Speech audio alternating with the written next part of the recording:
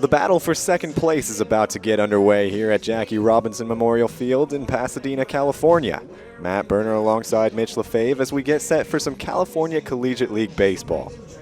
Tonight's matchup is between the visiting Academy Barons and the Arroyo Seco Saints. This is the fourth time in 9 days that these are on the way. Let's throw it over to Mitch for the Barons starting lineup. Thank you, Matt. Batting leadoff for the Barons, second baseman Trent Anderson.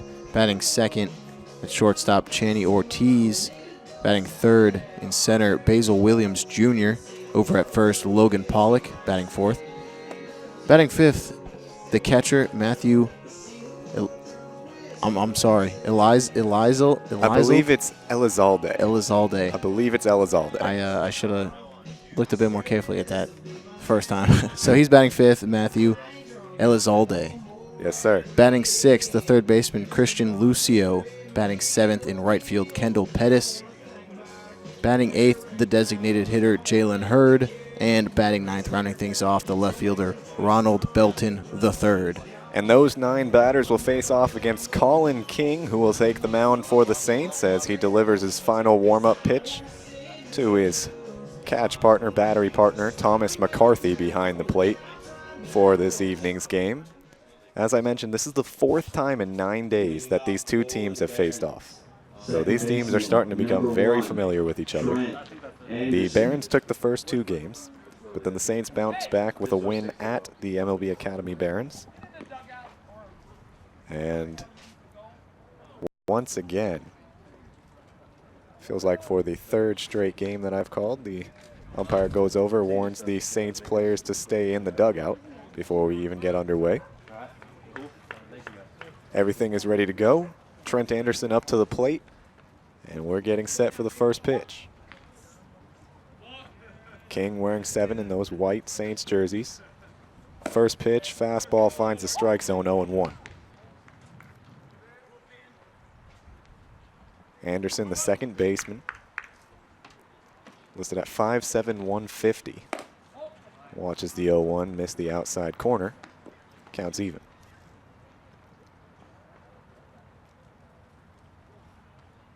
The redshirt sophomore out of Cal State Bakersfield watches the 1-1, cracks it up the middle, little looper into shallow center field. It'll drop in front of Scott, and that's a leadoff base hit.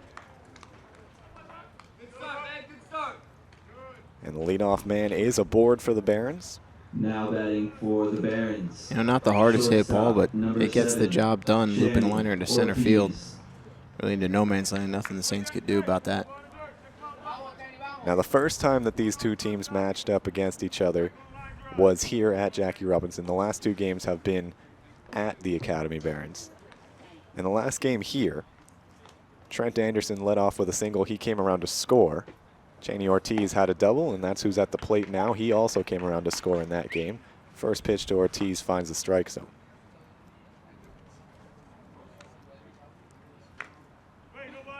Ortiz listed at 5'9", 165 out of Grand Canyon University.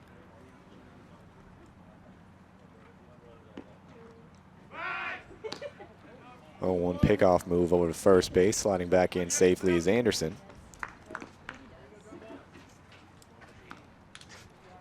Saw Anderson kind of leaning as if he might have been thinking about taking off on the pitch. Good job by Colin King to keep an eye on him. Now King. Out of the stretch, the 0-1 runner goes. McCarthy pops up, throw down to second, not in time as Anderson's in there safely. And now there's a runner in scoring position.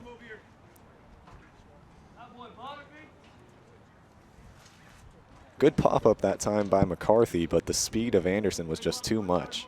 He had that beat by a good 3 steps.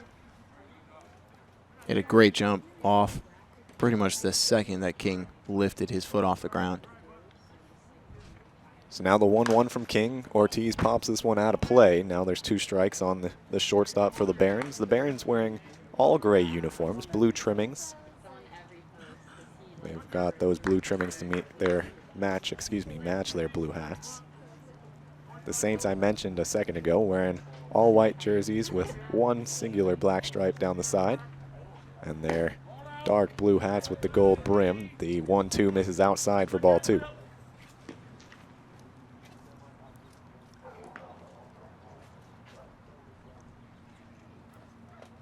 Ortiz steps back up to the plate.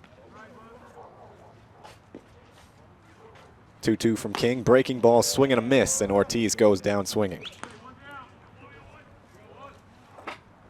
So now that there's one down in the inning, the defensive orientation for the Saints. King on the mound, McCarthy behind the plate.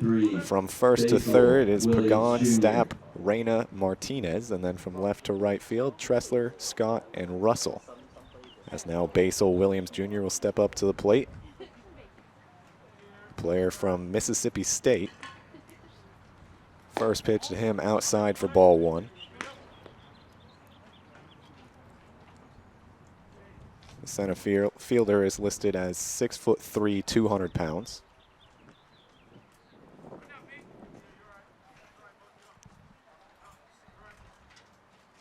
King looking back the runner, delivers the 1-0.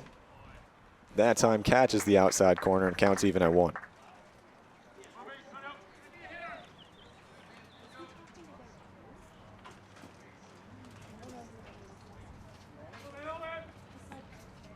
Williams Jr. back up to the plate. King checks on the runner, delivers the 1-1, swung through and missed. Breaking ball in the dirt, gets a swing out of Williams Jr., and the count is 1-2.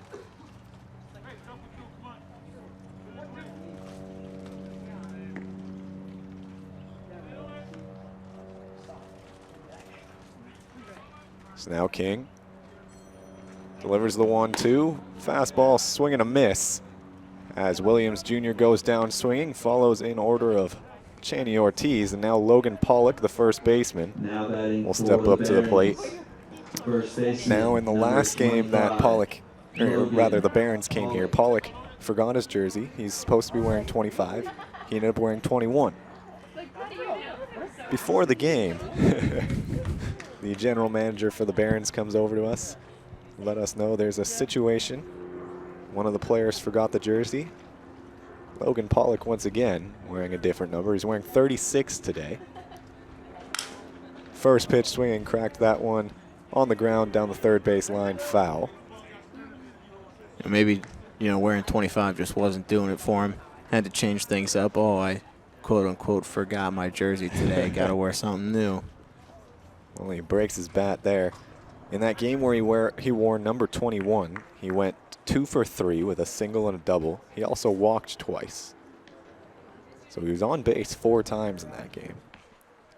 His only out came in his last at bat. So we'll see if Pollock can continue his success at the plate wearing a different number.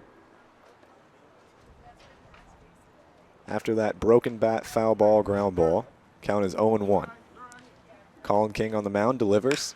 This one grounded over towards second base, coming over as Stapp. He fields it, flips it over to first base. Pagan makes the play in time, and that's 3 down in the top half of the first inning. So the leadoff man gets aboard, but the Barons are unable to bring him home, and we'll head to the home half of the first inning. Don't go anywhere. You're listening to Saints Baseball on YouTube Live, the official network of Arroyo Seco Baseball.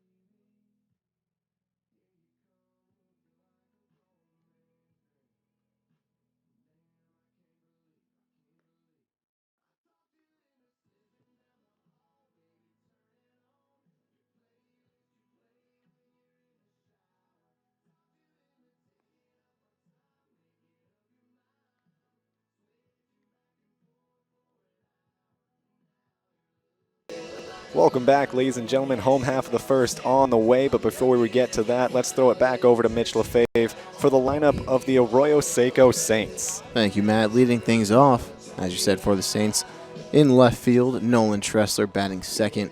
Today, over at shortstop, David Reyna. We've seen him play multiple positions. He's been the Saints utility man. Batting third, Evan Russell. He's in right field. In the cleanup spot over at first base, Nicholas Pagan.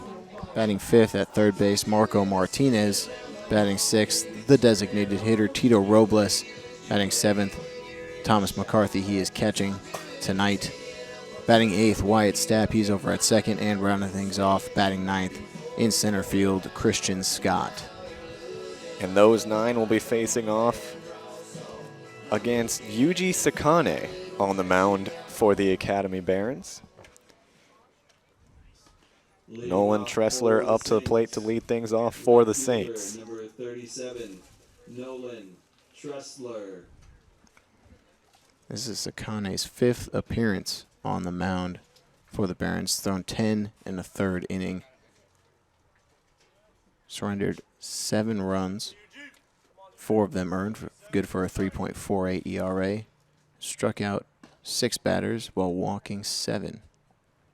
First pitch to Tressler, high and inside for ball 1. The 5'9", 190 player out of Georgia Southern. Watch the first pitch go by, and now the 1-0 on the outside for ball 2.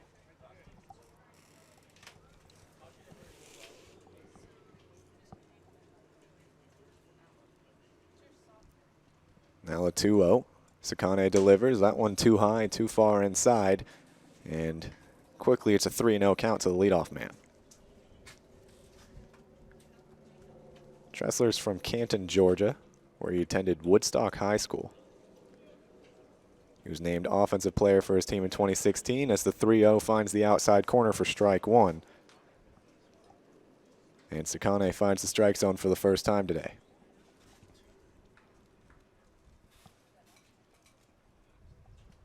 The 3-1 delivery popped out of play, and now it's a full count. So after being up 3-0, Tressler finds himself with 2 strikes, and we await the payoff pitch from Sakane. In 57 games at Georgia Southern this past year, Tressler hit .264. The payoff pitch, too high, too far inside, ball 4, and that's a leadoff walk for the Saints. And that'll bring up the shortstop today, David Reyna. You mentioned a little bit of a utility player. We've seen him play in right field. We've seen him play in left field. We've seen him play at second base a couple times, and now he's got the captain of the infield as he gets the start at shortstop today. First pitch to Reyna, high and outside. Pretty much the same exact spot that he was missing to the left-handed hitter Tressler. And the count is 1-0 to Reyna. Now, we've typically seen a really aggressive approach from the Saints so far this season. Can imagine it might be a little bit opposite today because, as I said earlier, Sakane in his 10 innings has walked 8 batters and only struck out 6. So it has a little bit of command issues, and as we've seen, already walked 1 batter and fell behind early to Reyna. Count is 1-1 to Reyna. Swinging at the 1-1, missing it though. The ball gets past the catcher. Tressler advances to second base. He'll round the bag but head back safely over there to second. That's Elizalde at catcher. Just lost that one as Reyna took the hack. So now there's a runner in scoring position for the Saints. No one out. Reyna with a 1-2 count on him. Had a .393 batting average at Arkansas Monticello this past season. The 1-2. Chopper over towards third base. Fielding it, looking the runner back is Lucio. Throw over to first is in time for out number 1. And Tressler stays at second. So now that there's 1 down in the home half of the first inning, let's take a look at the defensive orientation for the Academy Barons. On the mound is Sakane pitching to Elizalde. At first base is Pollock, second Anderson, shortstop Ortiz, Lucio at third. Belton's in left, Williams Jr. is in center, and Pettis is in right field. So now Evan Russell, one of the newer additions to the Saints out of Tennessee, steps up to the plate. First pitch to him, high and outside for ball 1.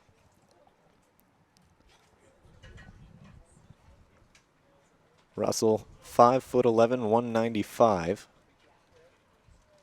From Lexington, Tennessee. He was an all-state player in both baseball and football as he chops this one over to third base. Lucio Fields throw across the diamond in the dirt. Pollock is not able to scoop it, and Russell is aboard. I imagine they're going to give that error to the third baseman, Lucio, on the throw. As there's one down and two men on for the Saints, and Nicholas Pagan comes up to the plate.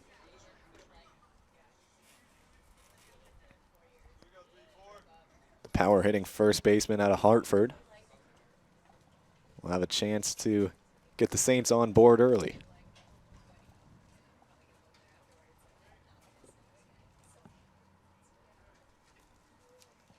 Sakane gets set. Out of the stretch, delivers in the dirt. Good block by Elizalde. And the count is 1-0. We know Pagan has the ability to drive in runs, has 8 RBIs in this season. And last week against the Conejo Oaks, hit that moonshot to right field. So he's got some pop in his bat for sure. 1-0, low and outside for ball 2. Yeah, you mentioned that moonshot. He absolutely destroyed that ball. I remember you were looking down at the time trying to fill out one of your stats. And you looked up and just realized, oh, that ball is out of here. I mean, it was a loud crack of the bat, and I was watching the right fielder. I don't really know why he... The runners take off on the 2-0. They both advance safely as Elizalde drops it. Yeah, as you were saying, I'm not entirely sure why the right fielder, that was McKinney for the Oaks. I'm not entirely sure why McKinney was even backing up trying to get a play on that one. There was no doubt it was going over the wall. So I'm pretty sure that the ball ended up going over that netting beyond the right field fence. So not protecting too much. 2-1, breaking ball inside, misses for ball 3.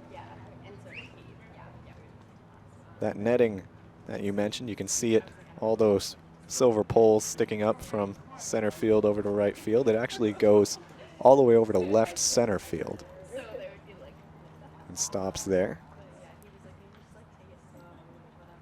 3-1 from Sakane. Chopper over towards first base. Pollock fields this one, calls off Sakane, steps on the bag, and there's one down, but Tressler comes home to score, and it's 1-0 in favor of the Saints.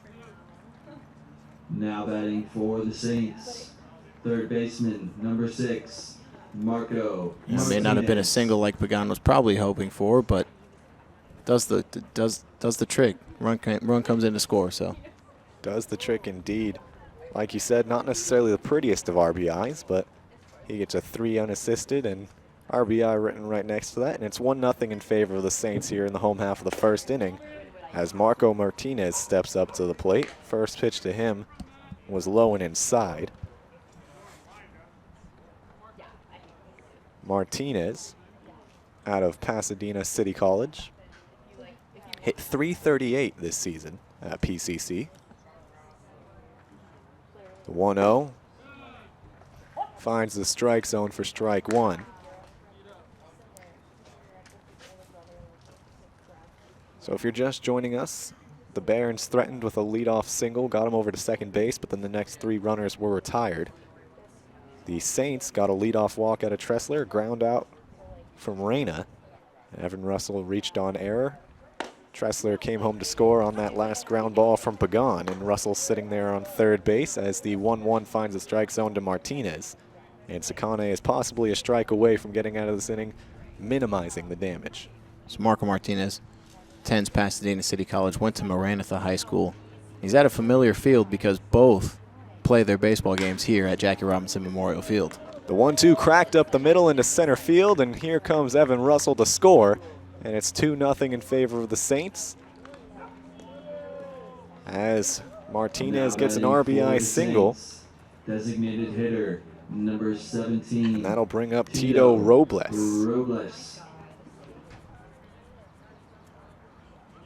Robles, the DH out of Azusa Pacific. He hit .318 at APU this past season, had 12 home runs, 7 doubles, 43 RBI. First pitch to him in the dirt. Good block by Elizalde to keep it in front. And the count is 1-0.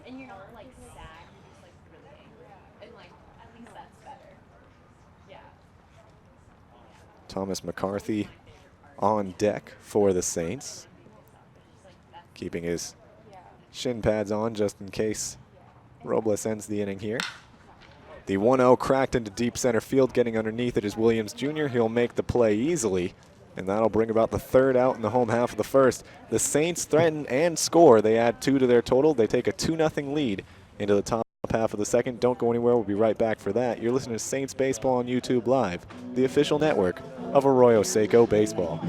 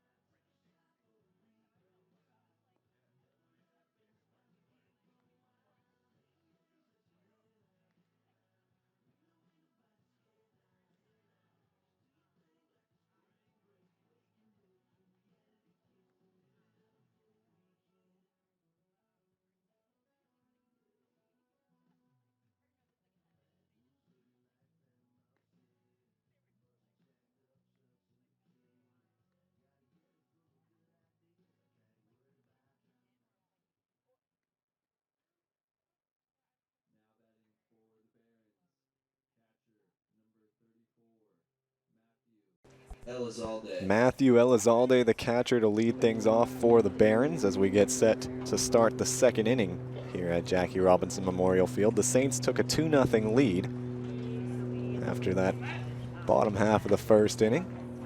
Colin King back out there on the mound for the Saints. First pitch gets a check swing. Elizalde was able to hold up though. Ball was in the dirt, so the first pitch misses for ball 1. Elizalde steps back up to the plate wearing 34. The catcher takes a hack at the 1-0. Fouls it off, counts even at 1.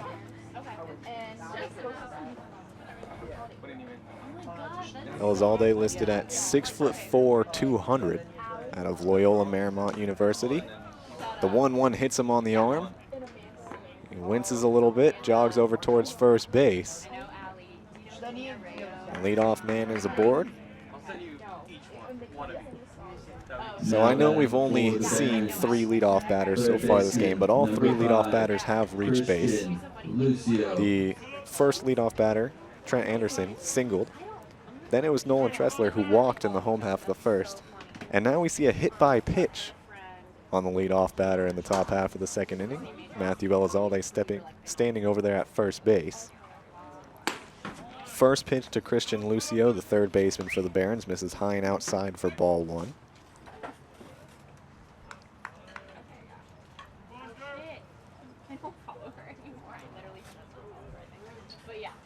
Lucio, 5'11", 180. Sophomore out of Eastern Kentucky University. Pickoff attempt over to first base. Elizalde slides in there safely.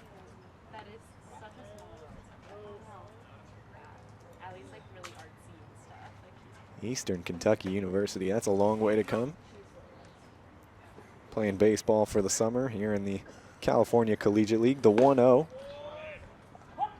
finds the strike zone, and Lucio's got a 1-1 count.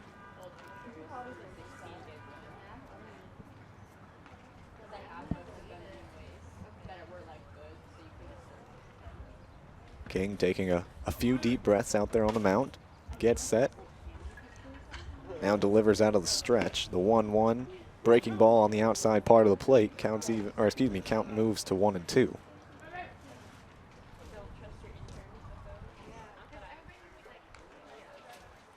Lucio wearing red cleats to match his red helmet.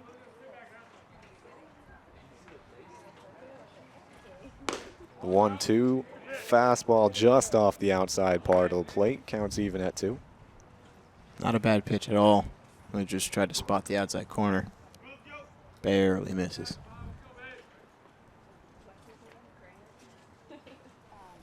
Lucio got the start in the last time the Barons came to Jackie Robinson Memorial Field. Went 0 for 5. 2-2 cracked into left field. That one will drop foul. Just barely foul. You know how dangerous those fly balls to left field really are. There's so much room to cover for the left fielder. Left field is the deepest part of this ballpark, 374 down the left field line. Not sure if you can read it on your screen. You can see 364 to dead center, so it's 10 feet deeper down the left field line than it is to dead center. Then all the way over there in right field, it's 345 down the line. Again, something that I feel like we talk about every broadcast, just the odd dimensions of this ballpark. Well, it definitely affects the game, especially for the left fielders out there. There's just so much more ground to cover than, you know, most left fielders are probably used to covering. Most ballparks are built with center field being the deepest area, right and left field usually similar distances. But left field 30 feet longer, or excuse me, 30 feet further, I should say, than right field. There's a full count to Lucio, but the pickoff attempt goes over to first base. Elizalde slides back in there safely. And King will get reset. And looking around at big league ballparks, you know, you've got Yankee Stadium, which has the short porches down the line. Fenway, even with the Green Monsters, is 310 down the line. You never see a deep porch. You rarely see a deep porch. That's very true, and we see one here. It's absolutely kind of bizarre. So pardon us if we take awe in anyone who hits the ball down the left field line anywhere close to that fence. It's just rare to see someone leave the ballpark that way. The 3-2 pitch was fouled off by Lucio.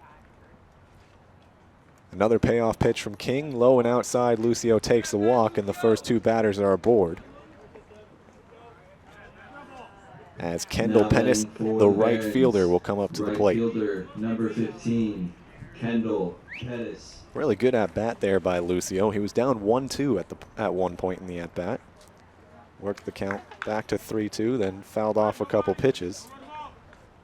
Now he's standing there over there on first base. Earned himself a free bag, and now Pettis, first pitch bunting, pops it up foul, out of play, into the bleachers behind home plate. Count moves to 0-1.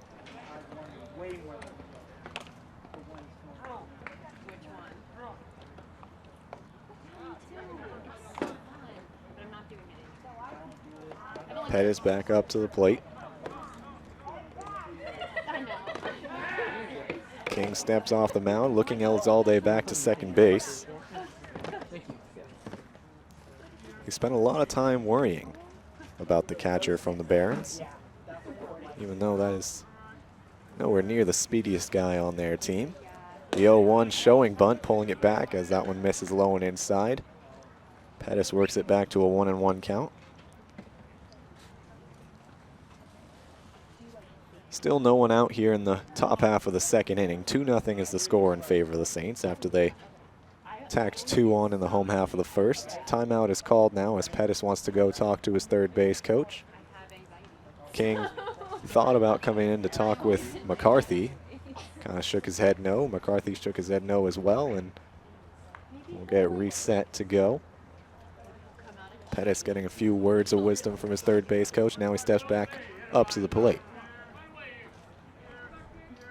The 1-1 from King showing bunt, lays this one down the third base line. King fields it, throws over to third. The throw is in time, as the umpire standing over there in front of second base makes the call. Elizalde thrown out at third base. Now And batting for the Barons, basically designated hitter, number 39, the situation doesn't change Jalen too Hurd. much as Pettis reaches on a fielder choice. Lucio moves over to second base. Pettis standing there at first base, and Jalen Hurd, the DH, comes up to the plate wearing number 39. Listed at 6 foot 230. the redshirt freshman from Heartland Community College.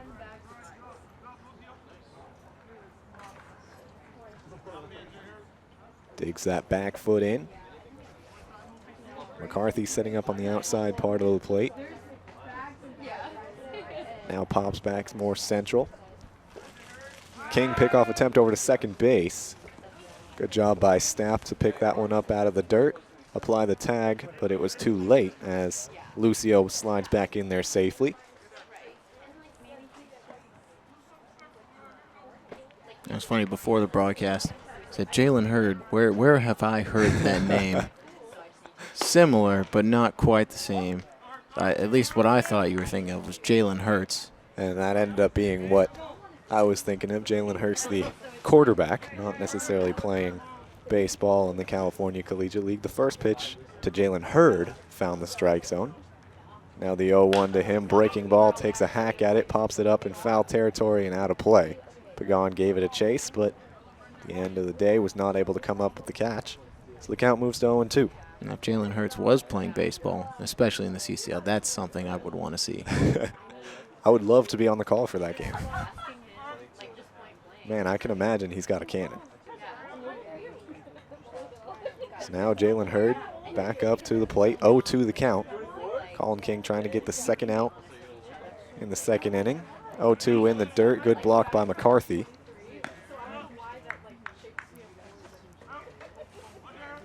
Colin King out of Regis University. We actually talked to him near the beginning of the season. We were at the Conejo Oaks. We asked him what kind of weather he liked pitching in. He said he loves pitching in hot weather. As the 1-2 misses a little low. Well, I think he got his wish. Today is not necessarily a hot day, especially by summer standards in California, but we've reached the upper 70s, lower 80s, which is something we haven't seen too much this summer. It's been a whole lot of June gloom. The 2-2 to Hurd. Ground ball over to third base. Fielded by Martinez over to second base for out number 1. Over to first for the double play. And the Saints get out of this one as Martinez throws over to Stapp, who throws over to Pagan. And we head to the home half of the second inning. Score is still 2-0 in favor of the Arroyo Seco Saints. Don't go anywhere. You listen to Saints Baseball on YouTube Live with Matt Berner and Mitch LaFave, the official network of Arroyo Seco Baseball.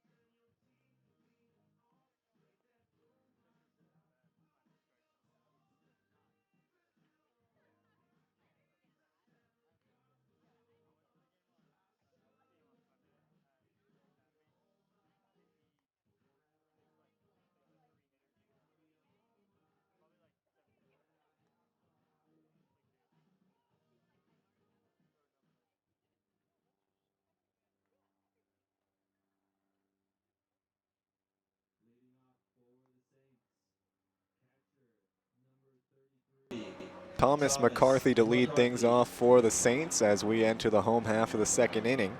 They're going to try and add on to their lead as they've got a 2-0 lead on the scoreboard. It's nice to see the Saints jump out to a 2-0 lead, looking to continue their, right now, small winning streak. They've won their last 2 games to bring themselves back to a 500 record. They're part of a 3-team tie for second base in the California Collegiate League. They're tied with the Barons, who are 6-6 in CCL play, as the 0-1 is fouled out of play to McCarthy. The Barons are 6-6. The Orange County Riptide, who the Saints beat last night, are 8-8, and the Saints are sitting at 8-8 as well. So all 3 of those teams share a piece of second place, as the 0-2 is swung on and missed, and McCarthy goes down on 3 pitches. Both of those, the last 2 wins for the Saints coming on the road, their first 2 road victories of Now the batting for the Saints, California Collegiate League summer second season. baseman, number 14, So, White I feel like it's Staff. probably pretty nice for them to be back at home where they've won 6 games already. Yeah, we were talking before the game, the home and road split is absolutely incredible for the Saints. So the Saints overall are 9-8. They played 1 game that was not CCL play. It was against the Ventura County Pirates. It was at home. They won that one. They have a 7-3 record at home, 2-5 on the road. So a team that definitely loves their home field advantage, as Wyatt Stapp comes up to the plate for the Saints. First pitch misses the strike zone, 1-0 the count.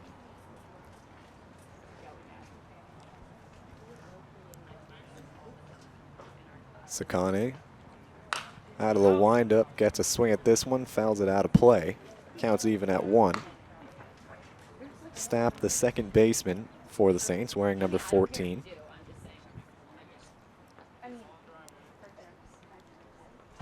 Fixes something in his gloves and will step back up to the plate. The 1-1 misses low and outside for ball 2. Stapp out of Cincinnati, 6'1", 205. He throws righty but bats lefty. Just finished his sophomore season at Cincinnati.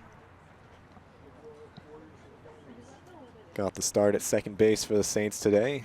And now the 2-1 from Sakane. Cracks it over towards shortstop. Diving play. Throw over to first base in time as Ortiz makes a web gem to retire Wyatt Stapp. What a play. To range over, dive, pop up to his feet, and deliver an absolute bullet to throw out the second baseman. Number 12. Now we'll see Christian Scott, the center fielder for the Saints, step up to the plate. One of the multiple Tennessee players on the roster for the Saints, thanks to the addition of Evan Russell, As well as Pete Durkee. both of them coming out of Tennessee. First pitch to the center fielder out of Tennessee, Christian Scott, misses low and outside for ball 1.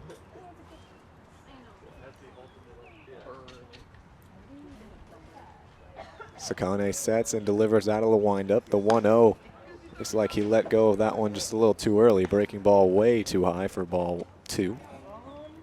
I'm talking about the Tennessee guys. 3 of them play the outfield. They can all intermingle. And Durkee, utility guy, I think he caught a game earlier. So really could be interesting. You could technically have all 4 guys in the same lineup if everything worked out. He definitely could. And Durkee can play catcher. He can also play in the outfield. So all 4 of those guys can take up a spot on that green grass as Christian Scott tosses his bat. He thought the 3-0 missed the strike zone. Turns out it found that outside corner. He apologizes to the umpire for tossing his bat, jogs over, collects it, shakes his head, and kind of nods in the direction of the umpire. We talked about this a couple broadcasts ago. That's not necessarily the umpire's favorite thing to see, as the 3-1 is delivered high and inside. This time, Scott will be able to toss his bat and take that jog over to first base. I mean, to be fair, on the 3-0 pitch, it was a bit of a late call from the umpire. And I think Scott, not hearing a strike call immediately, was just like, oh, you know, okay, ball 4. But And it wasn't necessarily right down the middle. It was definitely one of those pitches that could have gone either way. It was right on the edge of the strike zone. Sakane got that strike call, but then walked Scott on the next pitch. So there's a runner on with 2 men down here in the home half of the second, as Nolan Tressler will come up to the plate for his second plate appearance. First pitch to him, high and inside, ball one. Tressler walked to lead things off in the first inning, came around to score the first of the two Saints runs that came home in the first.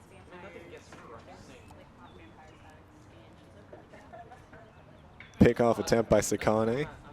Sliding back in there safely is Scott, as he could probably take another step or two on that leadoff. The slide kind of came up short, or rather was too long, I should say. He kind of had to stop himself abruptly on the bag. Another pickoff attempt, and this time Scott doesn't even slide. It's hard to get a feeling for how long of a leadoff you can get against a left-handed pitcher, because some lefties have really good moves. They're able to hide it well, able to disguise it, and just kind of implement it into their normal delivery. As the 1-0 is in the dirt to Tressler, Scott heads back to first base after Elizalde picks it. The count is 2-0.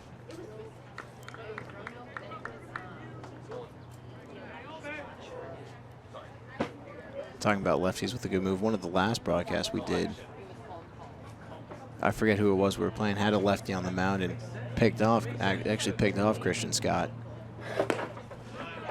The 2-0 finds the strike zone 2-1, and that could be why he's playing a little bit more conservative over there at first right now. You know, it might be in the back of his head, hey, I got to be careful. I'm the only runner on this inning. With 2 down, I don't want to end it by getting picked off.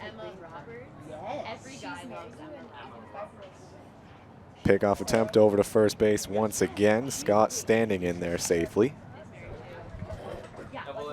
as Sakane has definitely turned his attention over there to first base. Even though there's 2 down in the inning, usually you hear the position players letting him know, hey, just focus on the batter. You got 2 down. If you retire the batter, the runner's not going anywhere. But Sakane taking his time to pay attention to Scott on first base, as the 2-1 is fouled back and out of play to even the count at 2.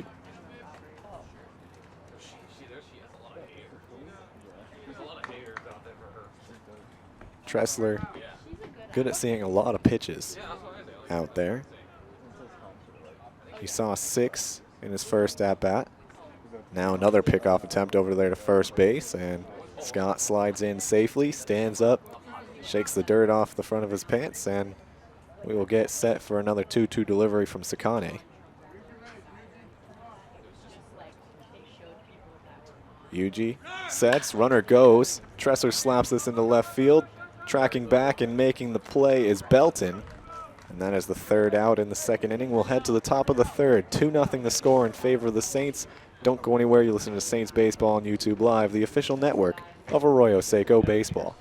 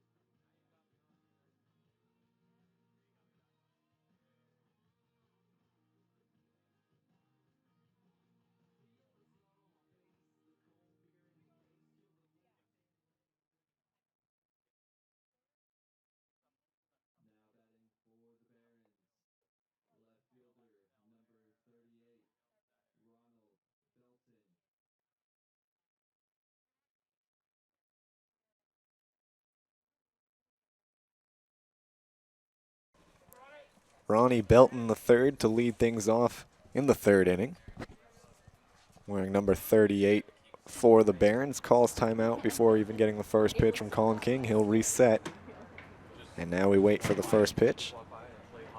King in his third inning of work delivers a strike.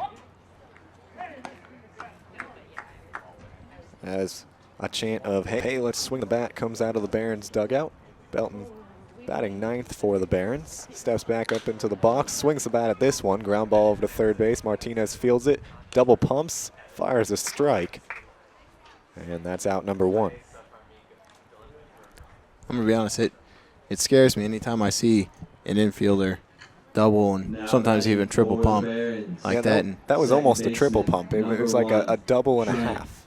And I feel like just anytime I see that, it kind of gets in their head too much, like, oh, hey, now I got to make even a stronger throw over. I feel like a lot of times it ends up resulting in a bad throw.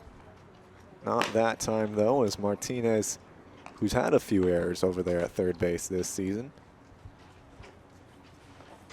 got the out. Now first pitch to Anderson, missed high and outside, ball one. King delivers the 1-0. Working quickly, misses outside once again, count is 2-0. It kind of reminds me, when Yunel Escobar was playing for the Angels, he could make a diving play, pop up, and then make a strong, accurate throw on over to first. The 2-0 popped up, shallow left field. Tressler coming forward, making the grab, and that's out number two. But, again, dive, make a great strong throw over to first, but then the easy grounder that he'd take his time, double pump, a lot of times would end up throwing it into, the stands behind the first baseman. I feel like that's a common problem, and I feel like it spans across all sports. Really, if you have too much time to think about something, the chances of you messing it up, I feel like, increase exponentially. First pitch to Chaney Ortiz. Misses high and outside for ball one, but as I was saying, it kind of spans across all sports. If you look at basketball, free throws, they're called free throws, but you have so much time to think about it as you're going up to the line. I was never personally a good free throw shooter. I'm actually a terrible free throw shooter, but I could hit a free throw line jumper in game. It's just something about having enough time to think about it. Try and think about your mechanics too much, causes you to mess up a little bit. As King delivers the 2-0, ground ball over to second base. Stapp fields this one with plenty of time, throws over to first. And that's a 1-2-3 inning in the third for Colin King. As we head to the home half of the third, Saints still lead this one 2-0. Don't go anywhere. You'll listen to Saints Baseball on YouTube Live with Matt Berner and Mitch LaFave, the broadcast home of Arroyo Seco Baseball.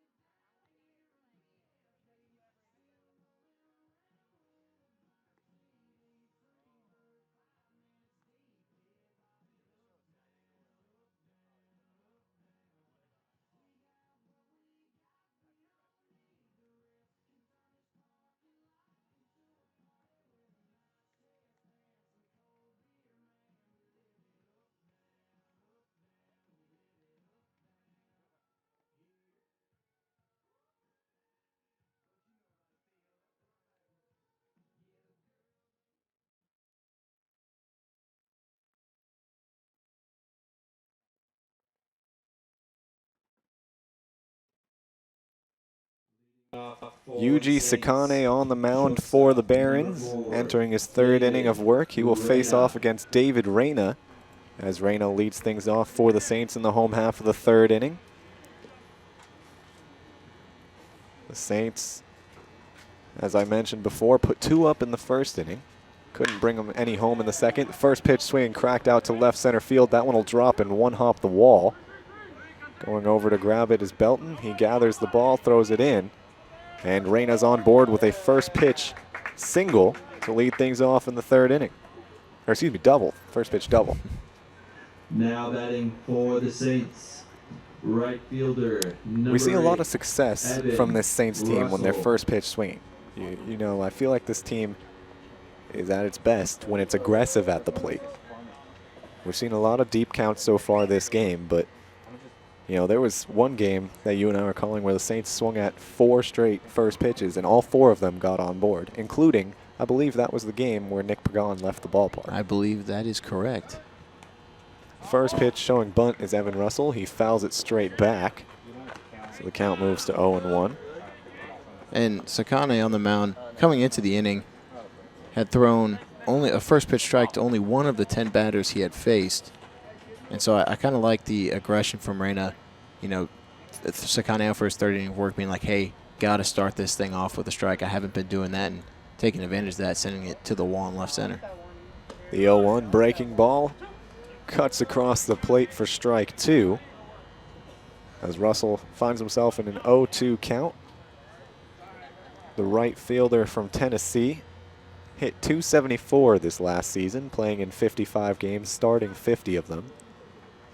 Now the 0-2 cracked right back at Sakane under his glove, gets out into center field, rounding third and coming towards the plate without a throw is David Reyna, so Russell cracks an RBI single, and it's 3-0 in favor of the Saints.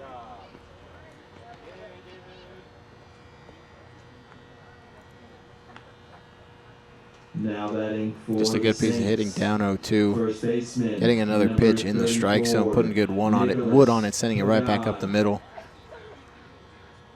Reyna coming around to score easily. So now a timeout as the home plate umpire cleans off home plate. Pagan sharing a few laughs with the umpire. As the power-hitting first baseman steps up to the plate. No one down here in the third inning. Saints have already tacked one on to their lead. Evan Russell standing on first base. He will have to jog back as Sakane looks over to first, throws over to first, but it was not in time. Pagan grounded out to first in the first inning. Ended up bringing home Nolan Tressler, though. First pitch swinging puts it in between short and third. It goes into left field, and that's a single, moving Russell over to second base. Once again, I mentioned the Saints team is at their best when they're first pitch swinging. That's 2 batters of the 3 that have come to the plate that took a hack at the first pitch. The first one was David Reyna, who doubled. Came home to score on that single from Evan Russell, and now Pagan, first pitch swinging, singles into left field. Russell moves over into scoring position, and now there's 2 men on with still nobody out in the home half of the third for Marco Martinez. And though Evan Russell wasn't swinging at the first pitch, he did try to lay down a bunt. So again, just anything with the first pitch, really. That time, Martinez couldn't really do much with the first pitch as it bounced in the dirt a couple feet in front of home plate. So we'll take it for ball 1. Martinez fixes his batting glove, steps back into the box.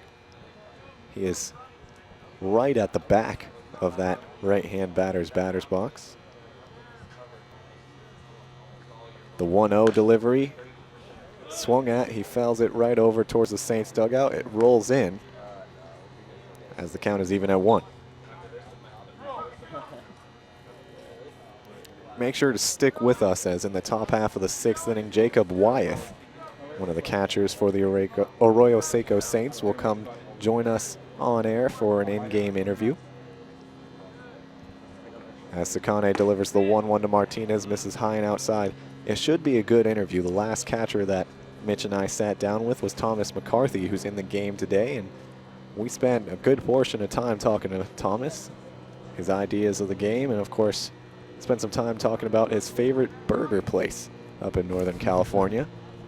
He was really passionate about that place. 2-1 swinging as Martinez pops it high in the air, shallow right field. Coming on is Pettis. He's called off by the second baseman Anderson. It will drop though. And Martinez is on board with a very, very high fly ball single in a shallow right field.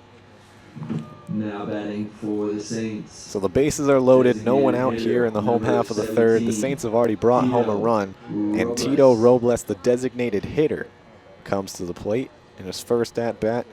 He swung at a 1-0, flew out to center field. Basil Williams Jr. had to track back to make that play. If he hits that exact ball, there'll be a run for the Saints. Still no one out here in the home half of the third. Sakane delivers the first pitch high and outside. Breaking ball got away from the pitcher, and the count moves to 1-0. By the way, that run that came home earlier this inning, David Reyna coming home on Evan Russell's single, was the first earned run charged to Sakane. The two in the first were unearned. 1-0 in the dirt. It actually bounces and hits Robles. The runners move up and advance. I think they're going to give a free bag to Robles as he hobbles down there. So Evan Russell hustled towards home plate, came home to score, and ended up being able to just kind of walk it. As the score moves to 4-0, Now batting for Robles the gets on Saints. on a hit by pitch. Catcher, number 33, Thomas McCarthy. So now we were just talking about him. Thomas McCarthy steps up to the plate. Bases loaded. 4-0 the score in favor of the Saints.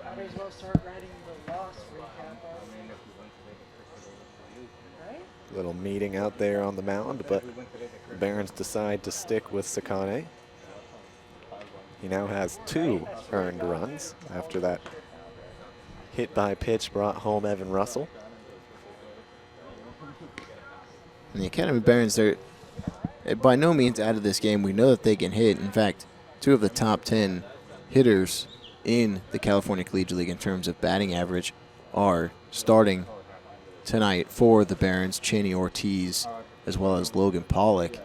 And so McCarthy has a chance to come up big here, give some extra insurance. McCarthy watches the first one go by for a strike. He struck out swinging on 3 pitches in his first at-bat. So the catcher looking to turn things around.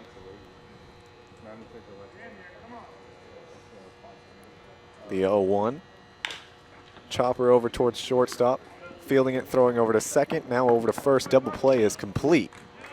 But the run comes home as Pagan scores, and the score moves to 5-0 in favor of the Saints.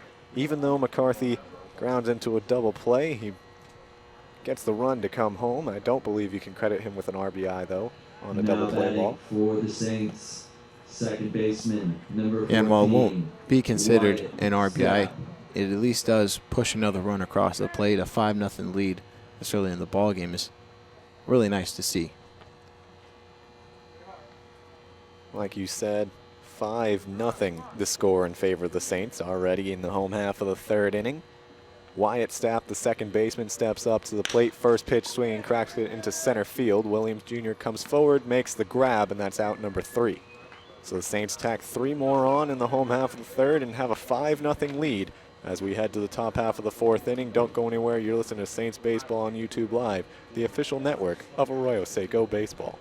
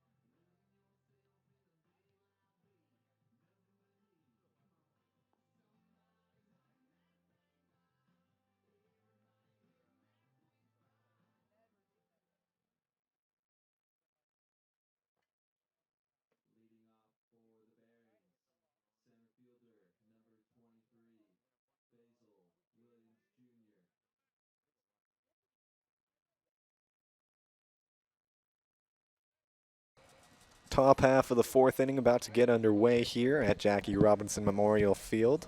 Colin King out there for his fourth inning of work, as the first pitch to Basil Williams Jr. misses high and outside for ball one. Williams Jr. got the start in center field today.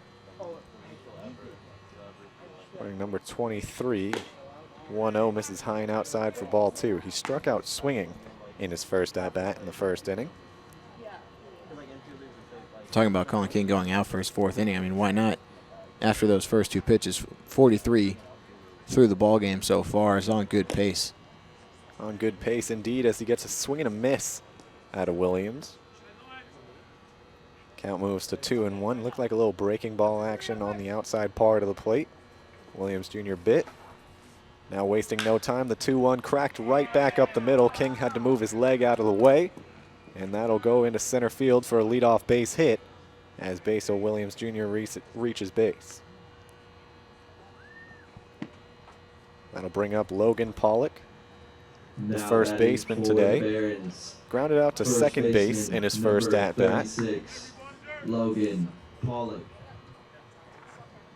Swung at an 0-1 pitch. We mentioned Pollock, the man of many numbers. 25, 21, 36, they're all in fair game for Pollock as the first pitch he swings and drives this one deep left field. Going back is Tressler, he's chasing, and he will watch this one drop foul, just barely foul. Maybe a foot off of that line down left field. Would have easily been a run as Williams Jr. took off and has incredible speed. The third base coach, was pointing in fair territory, like, hey, that ball landed fair. Home plate umpire said no, it did not. And I mean, it's tough. I mean, that was pretty much near the 374 sign down in down to the left field line. Tough to tell, but it's the umpire's call. It's also tough with all the shadows blocking that left field line as the 0-1 to Pollock lined this time fair into left field. Not nearly as as far though, as Pollock gets on board with a single, and now there's 2 men on, no one out in the top half of the fourth inning. Now batting for the Barons, Matthew Elizalde will step up to the plate, the catcher wearing number 34. Elizalde. He got hit by a pitch to lead things off in the top of the second. Ended up moving all the way over to second base before getting thrown out on the bunt attempt by Pettis. King delivers the first pitch to him. First pitch swinging, pops it high in the air, out of play down the left field line. The count moves to 0-1. King, like you said, not too high in the pitch count, but it's still rare that you see a pitcher come out for more than 3 innings in the California Collegiate League. A lot of guys here. We were talking before the game, I believe there's 20 pitchers on the roster for the Saints. 0-1 finds the strike zone on the outside portion of the plate. Count moves to 0-2. But with 20 pitchers that you need to get all of them a little bit of work, it can be hard. It can be hard to leave a guy out there for the entirety of what he's able to pitch. King earned himself a 4th inning. Now he's got 2 men on, and he gets his first out with a swinging strikeout on 3 pitches on Matthew Elizalde. And that'll bring up Christian Lucio, the third baseman. Now batting for the Barons, third baseman, number 5, Christian Lucio.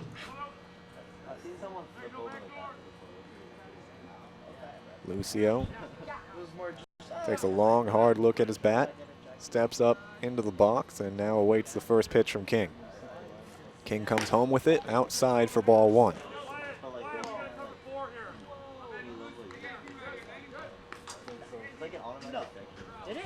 Williams Jr., a lot of speed on second base. Pollock can also run for the Barons. He's on first. A well-hit ball into the outfield could score 2. 1-0 outside, ball 2 to Lucio.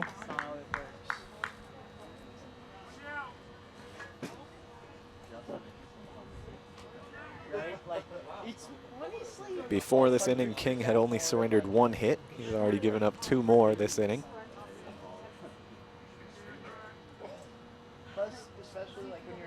Now he delivers the 2-0 to Lucio.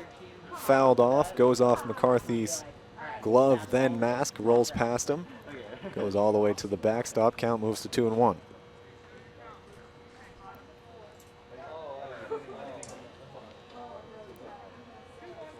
So now King takes his time, feels out the new baseball. Steps back onto the rubber, gets his sign. And once again, out of the stretch, delivers the 2-1 low and outside for ball 3.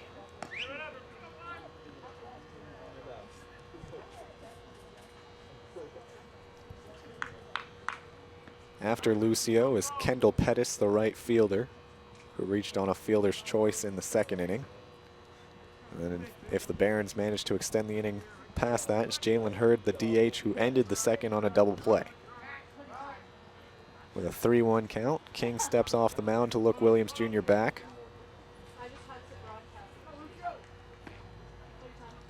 As Lucio, once again, takes in everything there is to see on his bat, steps up into the box. Now the 3-1 from King. Swung and fouled straight back, hits the fence right above us, and the count is full.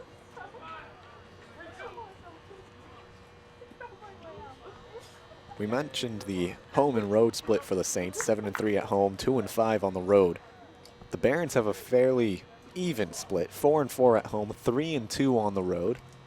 They're looking for their 4th win on the road here today, as the 3-2 is a chopper over towards second base. Stapp can't see it, feels it, throws over to second, throws it past Reyna at short. Williams Jr. coming towards the plate. The throw is not in time as Williams Jr. scores. Pollock gets thrown out heading towards third base. So the Saints end up getting an out, but Williams Jr. comes all the way home to score after the throwing error by Wyatt Stapp. And really, you can't blame him all too much. I don't think he ever saw that ball until it was in his glove. He was shielding his eyes from the sun. It's tough. The sun is low at this point. The shadow not quite reaching him out at second, so the sun pretty much even with his eyes. It's a tough play. I mean, he was able to field it. Just couldn't make that throw. I'm not really looking forward to scoring that play in the book. There's a lot going on. A lot going on indeed. Williams Jr. came home to score. Gave the Barons their first run of the game. Pollock got thrown out trying to get over to third base as King tries a pickoff attempt over to Lucio at first base. So Lucio, the lone runner now on base for the Barons. Stands over there at first base. King delivers the 1-0 in the dirt to Pettis, and it's 2-0 now to the right fielder for the Barons. It may not have come home in a very conventional way, but the Barons finally break that goose egg on the scoreboard, scoring their first run of the game here in the 4th inning. Colin King delivers. It's a chopper over towards first base. Pagan bobbles it for a second, picks it up, jogs over to first base, steps on the bag, and that's out number 3. So the Barons add 1 to their total, and it moves their total to a 1 as they trail this one 5-1 as we head to the home half of the 4th inning. Don't go anywhere. You listen to Saints Baseball on YouTube Live with Matt Berner and Mitch LaFave, the official network of Arroyo Seco Baseball.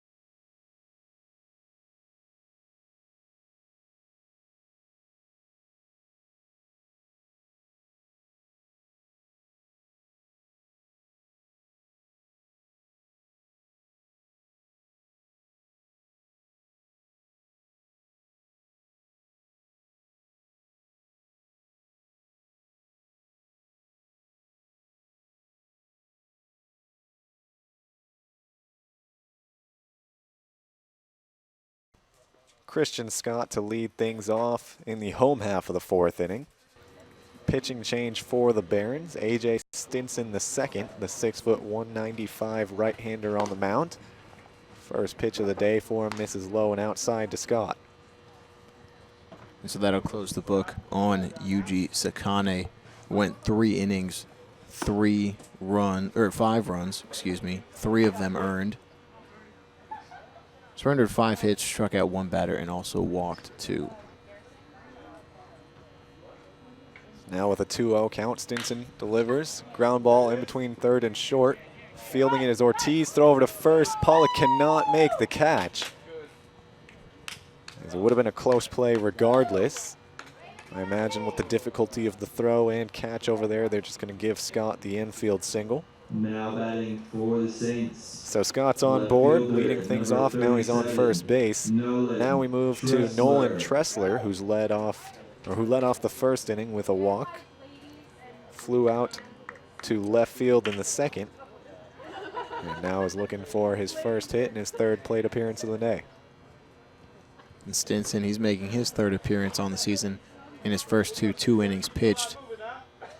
3 runs, all of them earned. That's good for a 13.5 ERA. Struck out 3 batters, walked 1, and also surrendered 3 hits. Tressler takes a cut at the first pitch, fouls it straight back. Count moves to 0-1.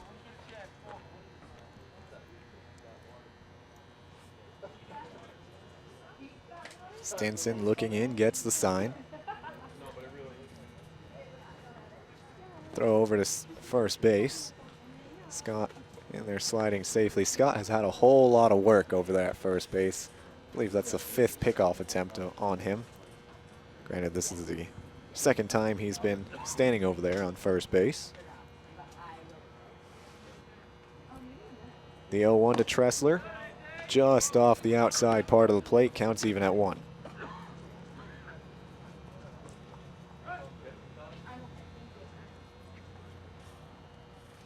A.J. Stinson the second goes to Alabama State University. The righty, a sophomore there. Time is called by Tressler. Now we'll get ready to play once again. Stinson gets the sign. Delivers the 1-1, low and inside for ball 2. And something I noticed with Stinson's movement on the mound, I should say, his head movement has got to make it hard to consistently find the strike zone. If you watch his head movement this pitch, he's consistently moving his head up, down, left, right as he picks off over towards first base. Scott slides back in safely. I'm not sure if you at home can see it, but the shadow makes it kind of hard to see on the mound.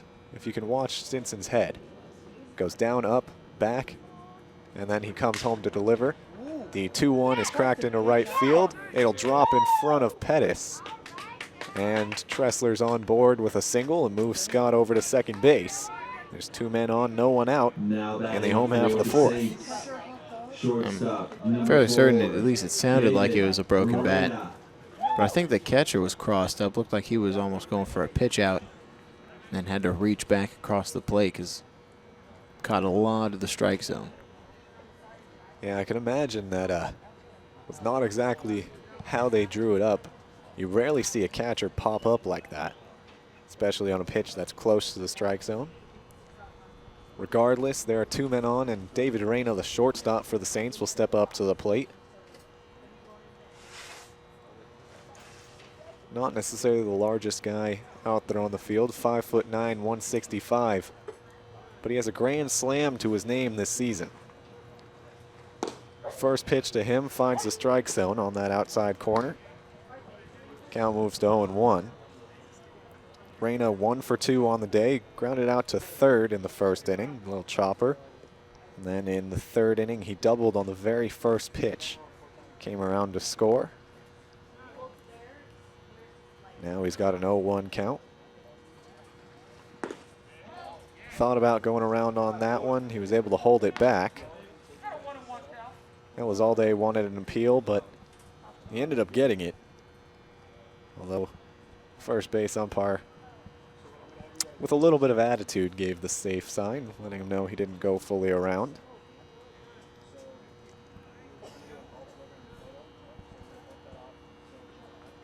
Stinson delivers the 1-1 cracked into right field. Pettis coming forward, fields it off the hop. Coming home and scoring is Christian Scott. And the Saints lead this one 6-1.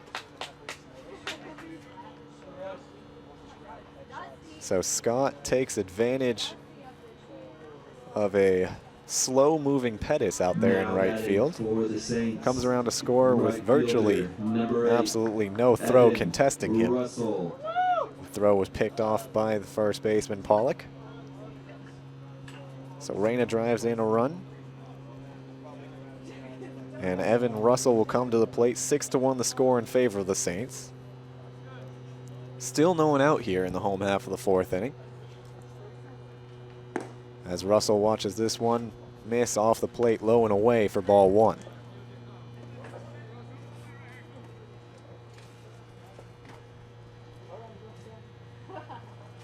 Mentioned a few things about Russell earlier in the game. One of the new acquisitions from Tennessee. He is the first student athlete from Scotts Hill High School to earn a scholarship to an SEC school in any sport. So we can chalk that one up to his name, as the 1-0 miss. The strike zone count is now 2-0. He also was on SEC academic honor roll in 2017-18. 2-0 finds the strike zone, 2-1 the count. And something I had never heard of before until I was doing some research into Russell. He was a member of the 2019 Google Cloud Academic All-American third team. Interesting. I've never heard of that. Me neither. I had never heard of it until I found out about that. Russell earning a spot there. He also earned a spot on the Google Cloud Academic All-District 3 first team. Both of those happening this past season, as the 2-1 finds the strike zone, count is even at 2. The Saints have a couple players who excel in the classroom as well as on the field. Morgan Allen, we've mentioned a few times, was valedictorian. He's not playing today and hasn't played a whole lot since he hurt his hand. 2-2 from Stinson. Doesn't get a swing. Russell watches it off the outside part of the plate, and the count is full. We got a bit of a flinch from the home plate umpire, but it was a close pitch.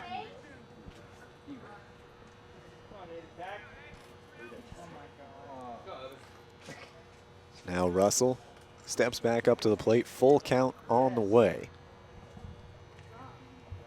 Stinson looks back at second base for the third time, now the fourth time, and Russell will take timeout. His head is always active out there on the mound. Definitely does a good job keeping the runners honest. As the 3-2 is lined over towards second base, it'll drop, be fielded. Throw over to second was in time, so Reyna's retired, but Russell reaches base on a fielder's choice, and now there's runners on the corner with one down. Now batting for the Saints, first baseman, number 34. So Nick Pagan to the plate once Pagan. again. He's 1 for 2 on the day. He had an RBI in the first inning. Singled in the third, came around to score. He scored the 5th of the 6 runs out there for the Saints.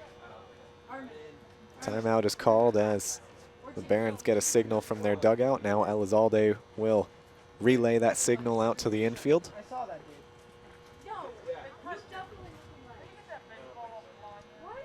Interesting to see Williams Jr. out there in center field. Has not looked up in the last minute.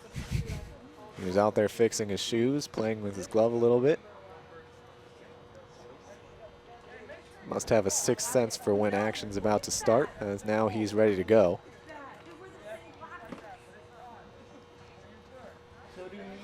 The home plate umpire taking charge of this game, making sure everyone knows he's in charge. He had a player in the Saints dugout go run out and grab a baseball that was sitting near the dugout. Now he shares some words with Stinson on the mound. Now Stinson delivers the first pitch to Pagan. First pitch swinging, pops it high in the air behind the third base bag. Going back and making the play is Lucio, and that's out number 2 in the home half of the 4th inning. Now batting for the Saints. That'll bring up Marco Martinez, the third baseman. He's 2 for 2 on the day, both being singles, one in the first, one in the third.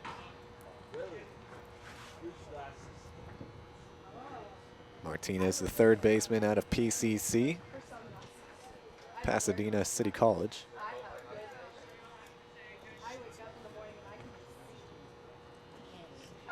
You can take a look at his offensive numbers and everything kind of stands out at you, but the biggest thing for me is a 1.016 OPS, which is pretty impressive at the collegiate level, as the first pitch to him misses outside for ball 1. Well, a lot of that is credit to his on base percentage. Looking over at the little stat line you have on your computer, 36 walks in 39 games. It's not anything you see in baseball. You usually don't see that, especially from a third baseman with as much power as Martinez has. He's not the most powerful hitter on the team, but he can definitely make you respect his bat at the plate. As the 1-0 finds the strike zone, counts even at 1.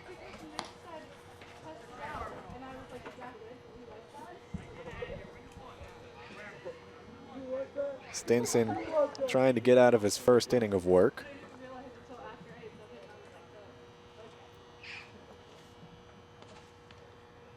Now with 2 down in the home half of the 4th, he's got a 1-1 count, delivers the pitch. It's cracked foul and out of play down the right field line. Martinez kind of a little frustrated with himself there, but he will step back towards the box and get ready to go once again.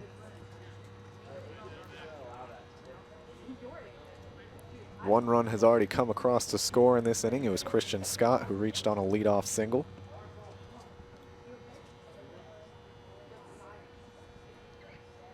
Standing on third base is Tressler. On first is Evan Russell.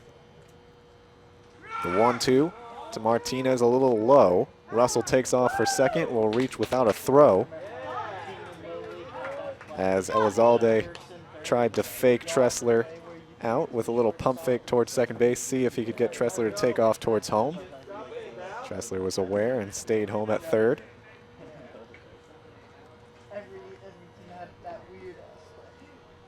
So with 2s across the scoreboard, 2 balls, 2 strikes, 2 outs, Marco Martinez steps back up to the plate. Stinson now no longer at a stretch, will go to the windup. Not a whole lot of places that the runners can go. The 2-2, breaking ball inside, almost hits Martinez, so the count is full.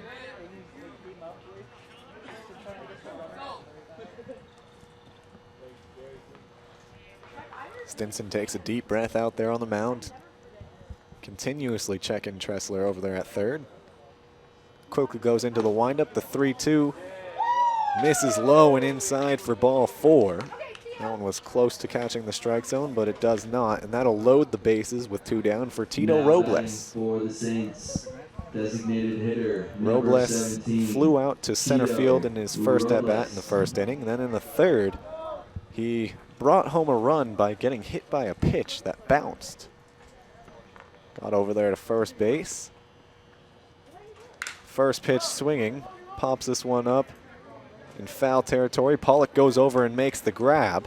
That one almost went out of play, but it barely hung on to that little line that marks the out of play. So that brings about the 3rd out in the home half of the 4th inning. The Saints add 1 on to their total. They have a 6-1 lead as we head to the top half of the 5th inning. Colin King still on the mound for the Saints. Don't go anywhere. We'll be right back for that one. You're listening to Saints Baseball on YouTube Live with Matt Berner and Mitch LaFave, the official network of Arroyo Seco Baseball.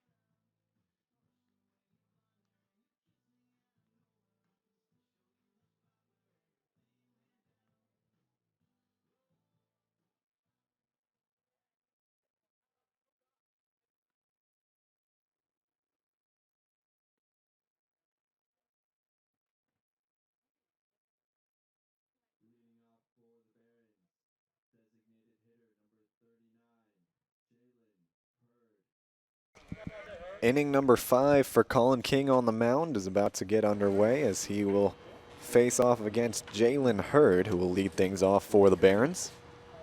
6-1 the score in favor of the Saints. They put up 2 in the home half of the first, 3 in the third, 1 last inning in the fourth. First pitch to Hurd missed for a ball. Now the 1-0 from King. Finds the strike zone, little breaking action, finds that inside corner, counts even at 1. Hurd, the designated hitter, grounded into a double play in his last at-bat. Now he watches the 1-1 miss low and outside for ball 2.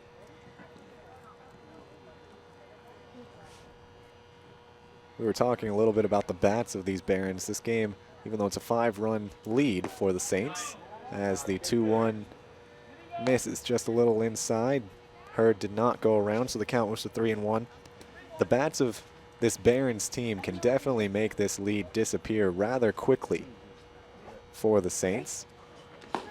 However, they have seriously struggled to do anything against King. They scored a run last inning. It ended up being unearned, though. Now they've got a full count with their leadoff man at the plate. Well, leadoff of the inning, I should say. The 8-hitter Jalen Hurd. Full count from King. 3-2 delivery, chopper right back at King. He gloves this one down, takes a couple steps towards first, and will underhand it to Pagan, out number 1.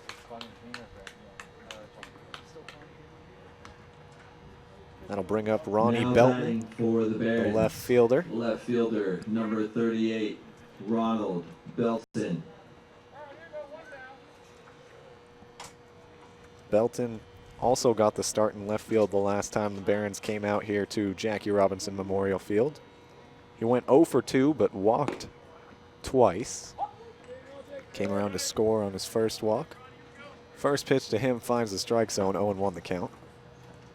He's 0 for 1 so far today. He grounded out to third base. Martinez collected and threw him out. As he watches the 0-1 miss low and in the dirt for ball 1.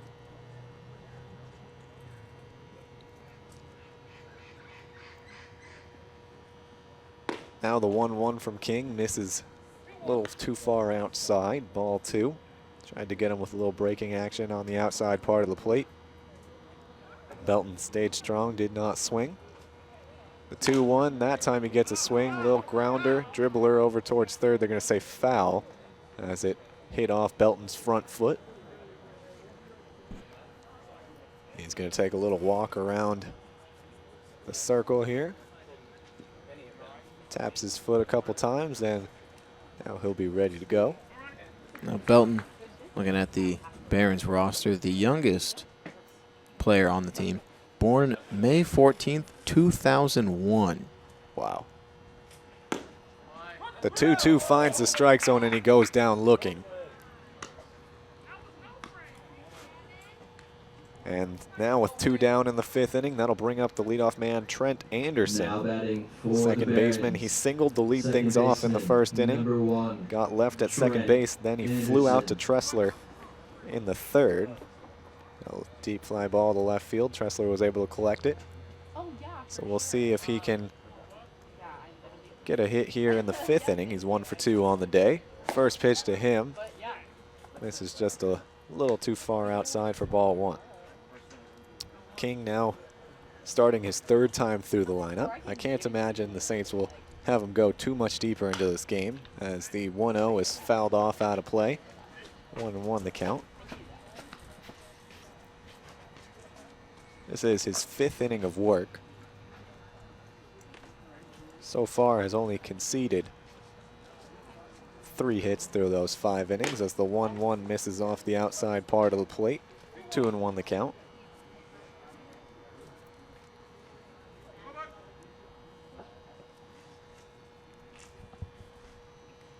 King once again out of the windup. Chopper over towards shortstop. Reyna collects, turns, fires over to first. The throw is in time as the first base umpire left us all in suspense there. Ends up giving the outside. And it's a 1-2-3 5th inning for Colin King as he puts the Barons down in order. We'll head to the home half of the 5th inning. Mitch LaFave will take over on play-by-play duties. The score is 6-1 in favor of the Arroyo Seco Saints. Don't go anywhere. You listen to Saints Baseball on YouTube Live, the official network of Arroyo Seco Baseball.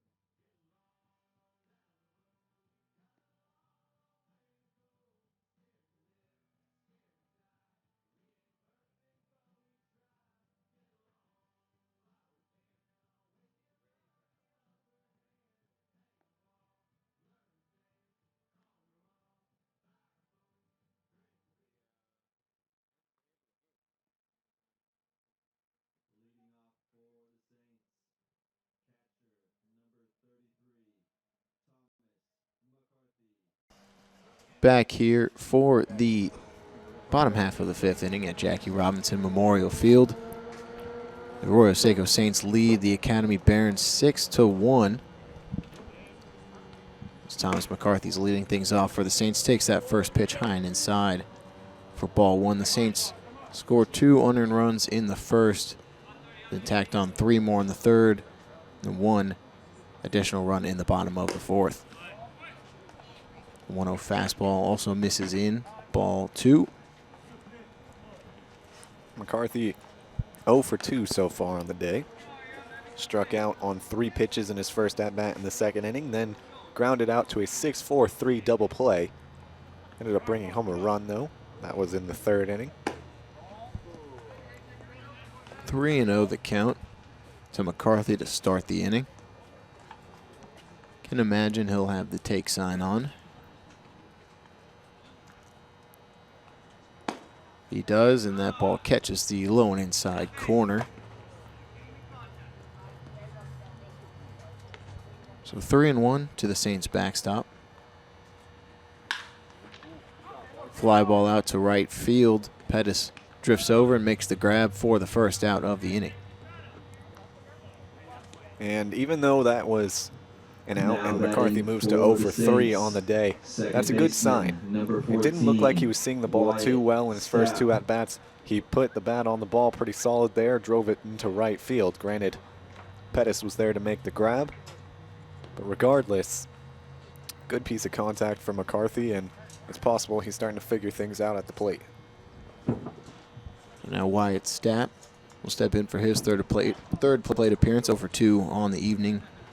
Grounded out to shortstop and hit a hard line drive into center field. Bunts down the third base line. Lucio makes the grab, but will not throw it down to first base as Stapp reaches first with an infield, a bunt single. I'm not sure if he got the sign or that was under his own intuition, but a good read there as Lucio was playing too deep at third base. He was playing behind the bag. And Stapp recognizes it, lays a bunt down that third base line, and gets on board with 1 down for Christian Scott. So Christian Scott has reached base in his first 2 plate appearances, a walk and a single. He takes that first pitch fastball inside for ball 1.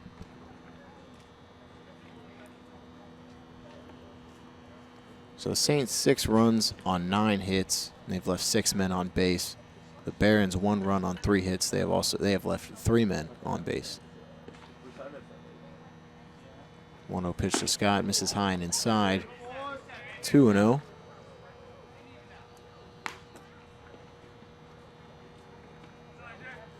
And once again, Stinson struggling to find a strike zone.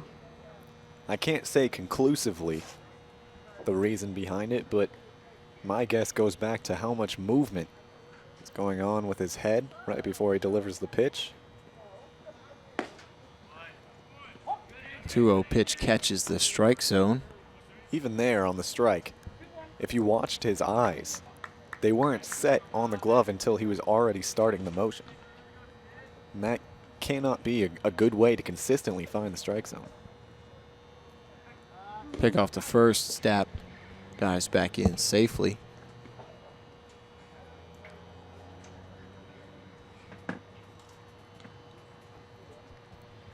Talk about Stinson struggling with command of his 33 pitches in this game. 17 have missed the strike zone. 2-1 fastball in there for a called strike 2. Well, it's possible he's going to make me eat my words here. Last 2 pitches found the strike zone. What do you know? The good old broadcaster Jinx is seemingly alive and well. 2-2 Stapp kind of jumping around at first. Fastball gets away from Stinson. Almost gets Scott in the shins. He's able to get out of the way. Full count now. And that's the beautiful thing about sports. No matter how long you spend around the game, there will always be someone who will let you know nothing. You know absolutely nothing about this game. Full count, 1 out to Scott. We'll see if Stapp is on the move. He does. Stinson was trying to throw it over to first. Pollock wasn't quite looking, and Stinson kind of tried to hold up on his throw, buries the ball in the dirt. He's not too happy. Talking to the coach, kind of complaining about Pollock not being on his toes on that one. Stapp trying to get a jump on the pitch, took off early, and Stinson again trying to pick him off. Pollock not paying attention. So Stapp will move on to second. Still a full count to Scott. Runner goes, ball misses high and inside for ball 4, but Stapp will be caught stealing. So 2 outs now. With the walk, Christian Scott will be the runner on first. Now But no longer is there batting remain in for scoring Saints, position for the Saints. Left fielder, number 37, Nolan Tressler. So Tressler will come up for the 4th time this evening. He's 1 for 2 with a walk. Walked in that first inning, came around to score the very first run of the game. Flew out to left field in the second and then singled in the 4th. Was left on third base though. First pitch into Tressler. Cut on and fouled back behind the plate.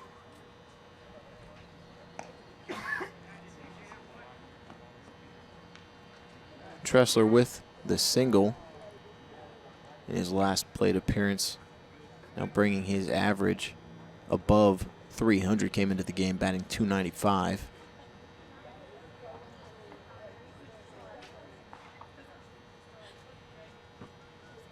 The 0-1 line drive into right field. Pettis moves on over him, reaches up, makes the one-handed catch for the final out of the inning. Saints threatened with a couple base runners, but can't bring them around. We'll head to the top of the 6th, so stick around. We actually got Jacob Wyeth coming in for this top of the 6th inning. So make sure you stay tuned for that. You're listening to the Saints on YouTube Live. You're broadcasting home for Arroyo Seco Baseball.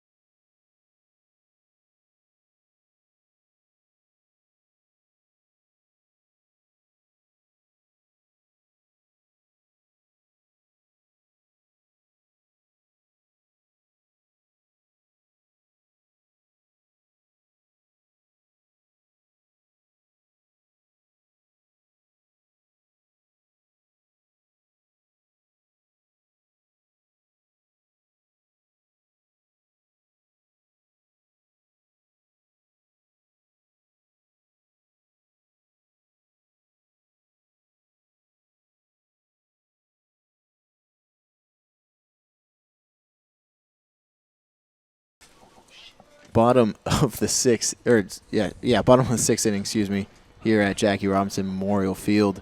Pitching change for the Saints, Jeremy Taylor on the mound to relieve Colin King. As that first pitch bounces in the dirt, hits home plate umpire for ball one. Joined by special guest Jacob Wyeth. Thanks for coming on to the broadcast this evening. Of course. What's up, guys? We're doing all right. How about you? I'm pretty good. Just hanging out in the bullpen right now. Yeah, I always imagine that hanging out on an off day as a catcher in the bullpen, that's got to be a nice relaxing feeling, nice way to kind of refresh yourself, because oftentimes being catcher, I know it can get exhausting behind the plate. Yeah, it's been nice. We've been on a pretty steady rotation, so you know when you're playing, and it's kind of nice to get your time off and then get prepared for your next start. So, like with you and right now Matt Thomas, he's also got the day off. How do you guys split with, like, working with the guys warming up in the bullpen? Guys that are off normally have the flat ground duty, and we just catch the guys who are off that day. Whoever's starting, we'll get the starting pitcher, of course, but we get pretty much everyone else. All the relievers will warm them up as well. Now, is there, rather, let me backtrack. What is your favorite thing about an off day? I'd say probably working out. I don't have to worry about doing too much in the gym and being sore for the game. And just hanging out, really, being able to talk to the guys and having fun. Now, with that being said, do you have a special a superstition routine, game day routine that you have to do on days where you know you're going to be starting? I'd like to, but it changes every time. If I don't have a good game, it changes. But I'd guess the one thing is I drink a Bang every day I play. I kind of just drink it throughout the game, and that's probably the one thing that I do consistently.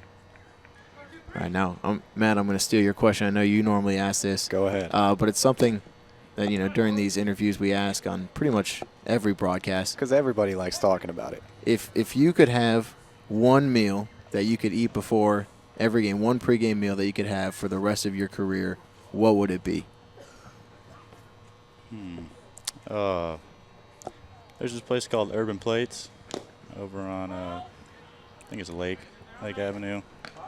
And it's just like steak and chicken, and it's a really good place. It's pretty quick, but probably just say chicken, maybe brown rice and some vegetables. I don't know. Now, is the chicken prepared in any special way, or? It's grilled. I mean, it's just grilled chicken, and then they have this chipotle sauce they put on it. It's really good. Is this a place back home? No, it's here. I mean, I try to eat as healthy as I can, especially before games. But, I mean, it's hard, especially with our road trips. Yeah, I can understand that one. Now, this might not come as a shock to you, but a big favorite of a lot of your teammates is Chipotle before games. Yeah, that's good. I think we got about 4 consecutive answers of a bowl from Chipotle. That's actually what I had yesterday. All right. Yeah, before the game. Now, you've had, at this point, this is game number 18 for you guys. You've had some time getting to know your fellow catchers as well as the pitchers and, of course, all the other players on the field. Who is your favorite pitcher on this Saints staff to catch? Now batting for the Bears. Honestly, they've all been pretty solid. Number 36. I don't know if I could pick a favorite, but Could you give us a final two, a top two? final two. Let's see. Cade threw a great game yesterday. Let's see. I think we're going to go with Cade. Cade, I guess. I mean, Hayden also threw really well at slow, and then when I caught him, Conejo, he played really well. He's awesome from the left side. Now, I didn't play too much catcher in my days when I was playing, so just something that pops into my head. Is it harder to catch a pitcher who throws from a certain arm, a certain angle, or is it kind of the same, you just have to kind of get used to the release point?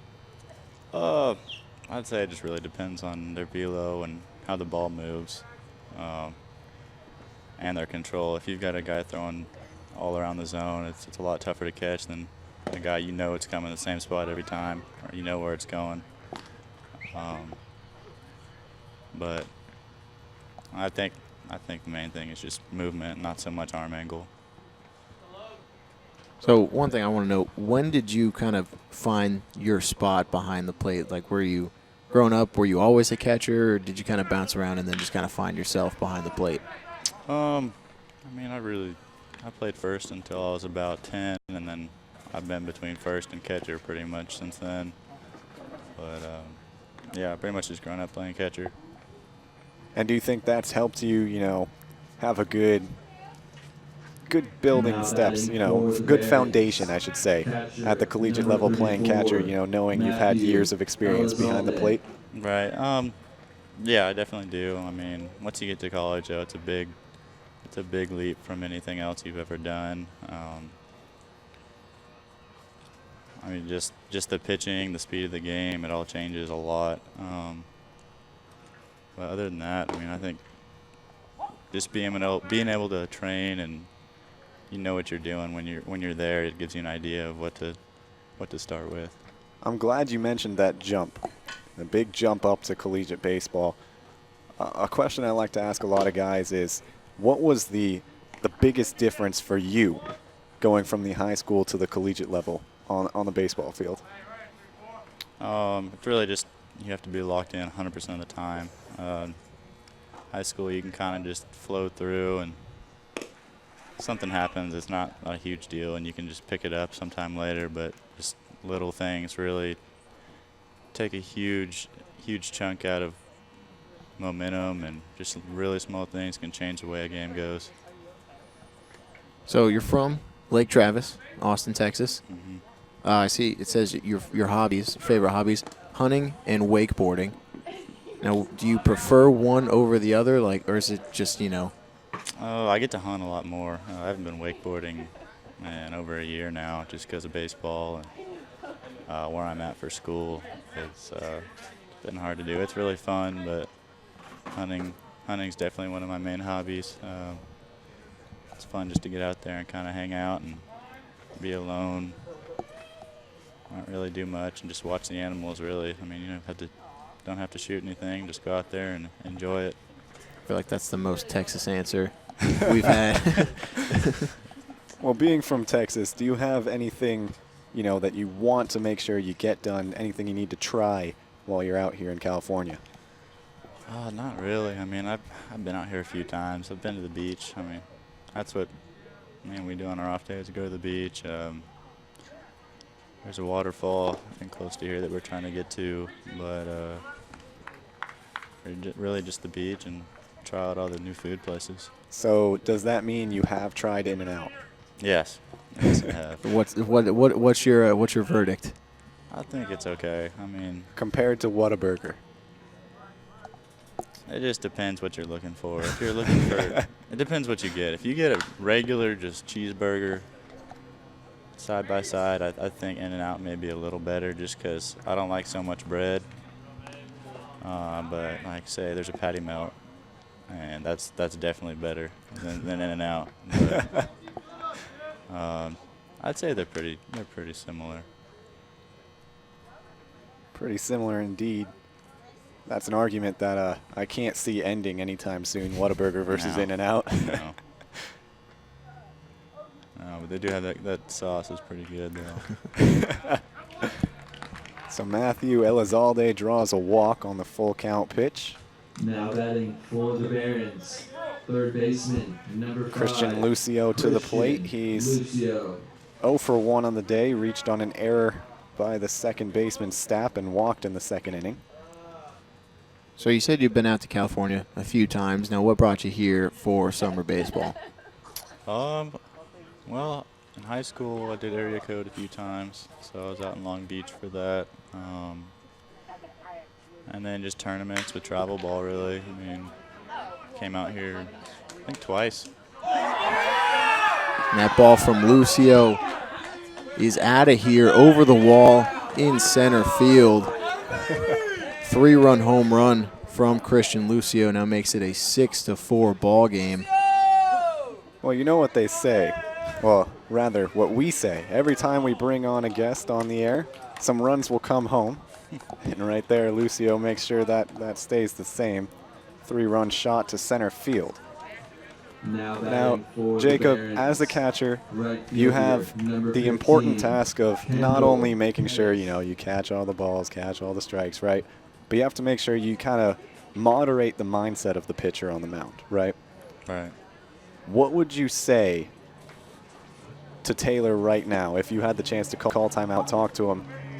Would you reassure him? What would you say to him? Just tell him to keep the emotion out of it and go to the next pitch. I mean, everything's behind you. You can't worry about that. You just got to go and keep throwing strikes and keep doing what you do. Really, you can't change something just because someone does well off of you.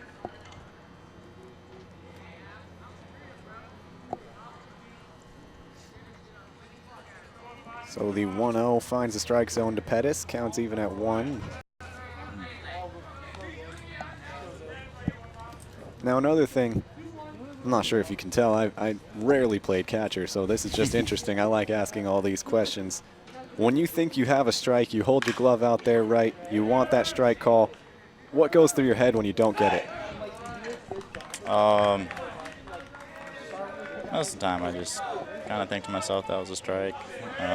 Sometimes I'll ask where it was or where he thought it missed. Now batting for the Barons, I also think sometimes if I didn't catch it well enough, Jalen Hurd. like, man, I should have caught that better. That could have been a strike. Also, it's just where you set up too. I mean, you can get a lot of pitches depending on where you set up, and if a pitcher hits that spot. And how important is establishing a relationship with the umpire behind you for getting all those calls? It's somewhat important. I mean, every umpire is different. Some guys like to talk a lot. Some guys won't say a word.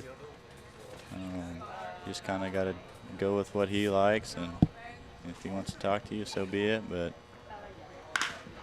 I'd say just stay respectful and protect him. Really, I mean, you don't want to let him get hit as much as possible. Keeping him happy is the most important thing for sure. Now, how do you feel when you get an umpire that's kind of just talking to you throughout the entire game, like even during innings? Oh, I don't mind it, especially on the games going well. I mean, it's kind of fun. It makes it go by quicker and keeps me entertained. All right, well, with the end of the inning, we'd like to thank Jacob Wyeth for stopping by. Jacob, thank you very much. Sure, Appreciate thank you. it. We'll be Awesome. back. Thanks for having me on. We'll be back for the bottom of the 7th right after this.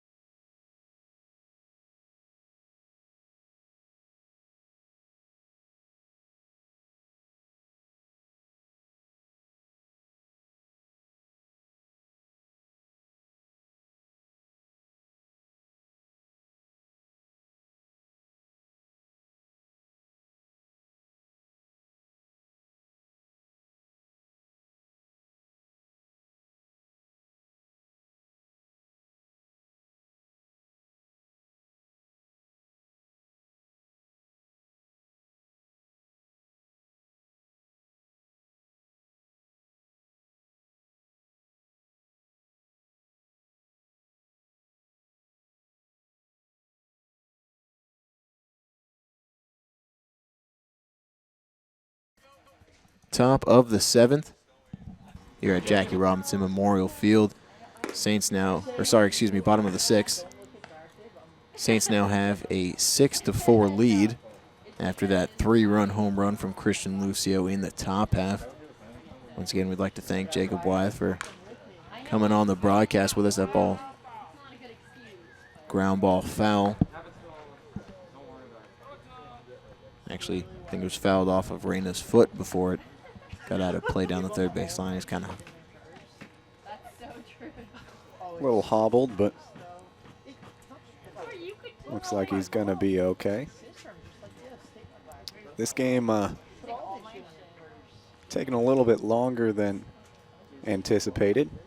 We're at the hour and 5-minute mark here in the home half of the 6th inning. Or excuse me, 2 hour and 5-minute mark. An hour and 5-minute mark in the 6th inning would be pretty quick. So 2 hours, 5 minutes. umpire calls time, was saying something to the visiting Barons dugout. Ball gets high and in on Reyna. Hits him kind of in the back as he kind of turned into it. And he'll trot down to first base on the hit by pitch. For the Saints, right fielder, number 8, Evan Russell. Well, that's Reyna's 3rd time reaching base this evening. And now Evan Russell, the Saints right fielder, steps into the box. He's 1 for 3. Squares to bunt. Fouls it off to the right side.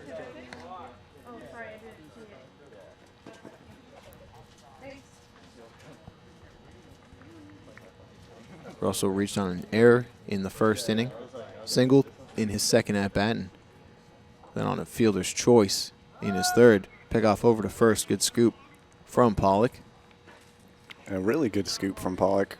He's been struggling over there at first base, you know, a couple miscues, and we've seen him in warm-ups before each inning. He's let a couple go by him all the way past him into right field. The 0-1 fouled off behind the catcher. Umpire will go out and walk out to the mound to give Elizalde some time. I think that hit him.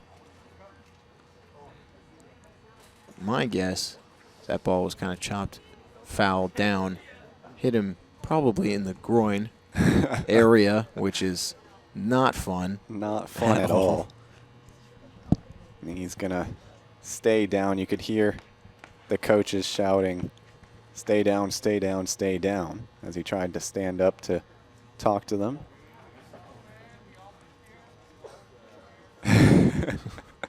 The home plate umpire kind of joking around with him. Gives him a smile and some words of encouragement. You know, even as a catcher, you know, you're wearing protection, but it still can hurt, especially on a foul ball. The protection is mostly there just for your sanity. It doesn't do that much for you, I should say. Elizalde trying to walk things off right now, talking things over with his coaches, the umpire, and the Saints athletic trainer. He looks like he's going to be okay, you know, probably had the wind knocked out of him a little bit. Puts the mask back down. Might catch a couple warm-up pitches, possibly, from Stinson just to see if he can really go through it, but nope, it looks like they'll just go straight back into things. He gets on a pat on the back from the home plate umpire, and that's about all the help he's going to get from him now. Just a go-get-'em, champ. So 0-2 the count to Evan Russell after that timeout. Another pickoff over to first, and once again, David Reyna dives back in safely. Reyna, the 2nd Saints batter to be hit by pitch so far this game.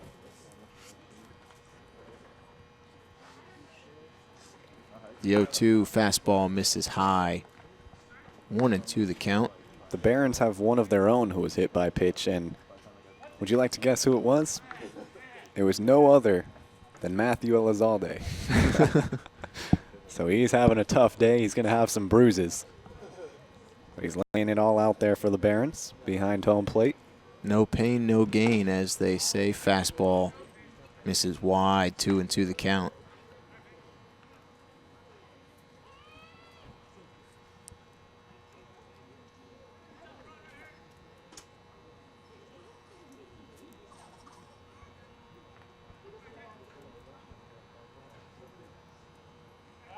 Once again, a pickoff from Stinson. Reyna's safely back in there at first.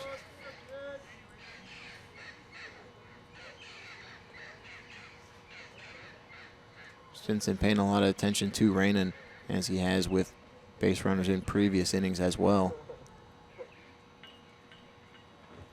2-2 check swing. Does not go around. That fastball misses low and outside. And Russell, after falling behind 0-2, has worked to count full. Now, I know we're not exactly behind home plate. We're a little bit off on an angle to the left side. But I'm not entirely sure where that pitch missed. It looked like a good spot. Another pickoff. I believe that's 4 in this at-bat to Russell. Like you said, it looked like a good pitch. Again, we're not at the best angle, but I think Russell take that break. And another pickoff to first. I think it's safe to say Stinson does not want Reyna to advance. We've seen a whole lot of pickoff moves over to first base so far this game. Full count pitch. Fastball catches the outside part of the zone. Strike 3. Now batting for the Russell Saints, not first baseman, getting the number call on that 34, one. He'll walk Nicholas back to the Pagan. dugout. There's now 1 out here in the bottom of the 6th. Nicholas Pagan, the cleanup hitter for the Saints, steps in. It's a handful of dirt before he puts his foot in the box.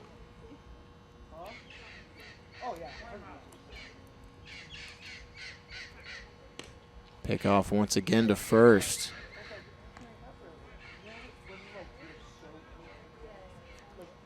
Stinson is just set in stone that he's going to get Reyna over there at first base, and Reyna's just really not that far off the bag. First pitch into Pagan is called strike 1. There's been 6 pickoff attempts to get Reyna so far this inning. And Reyna's dived back in all 6 times. Interesting thing to see as well. You always like to give the benefit of the doubt to the umpire, but that pitch that was just called a strike was actually probably further away from the plate than the one that we mentioned missed the strike zone earlier. 7th pickoff of the inning.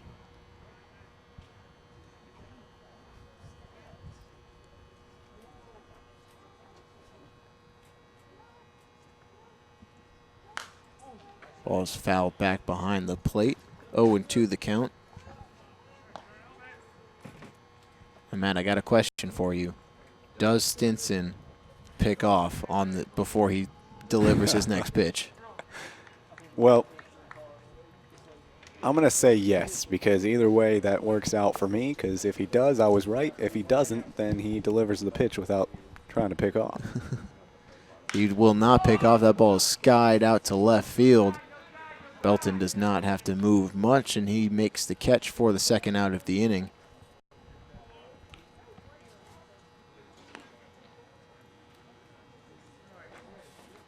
Now batting for the Saints, third baseman, number 6. So Marco Martinez Martinez steps in the box for his 4th plate appearance.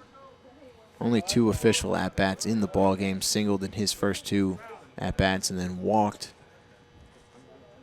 in his previous plate appearance. First pitch swinging, ground ball over to third, fielded by Lucio. He'll go the short way to second for the final out of the inning. The Saints get a base runners on a hit by pitch, but they leave him stranded. We'll head to the top of the 7th. It's a 6-4 ball game.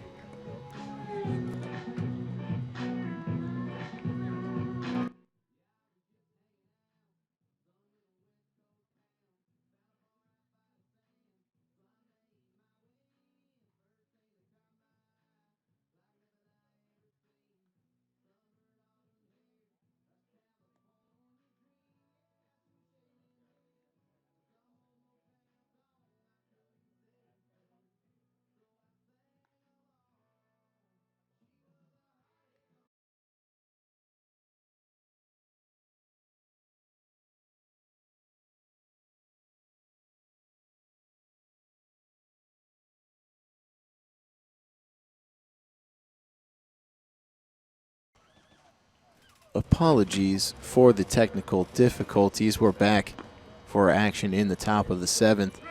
Currently 1 out and a runner on first. What you missed, Ronald Belton, the Barons left fielder, he led things off. He grounded out to second base. And Trent Anderson walked. He's now on first base. There's also a 1-1 count to Channy Ortiz as that pitch misses wide. 2-1 the count. And once again, we apologize for the technical difficulties. We tried to make sure we sorted everything out in a timely manner, and it looks like everything's back up and running. So we hope you at home can continue to enjoy this baseball game. Runner goes. Breaking ball misses high and outside. The throw in to second, not in time. Trent Anderson is in there with his second stolen base of the ball game.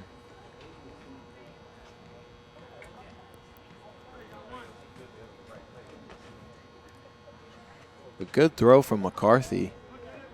I think it was just a case of Anderson with really good speed and Taylor missing with an off-speed pitch. 3-1 also misses wide. And Channy Ortiz will reach first base with a walk himself.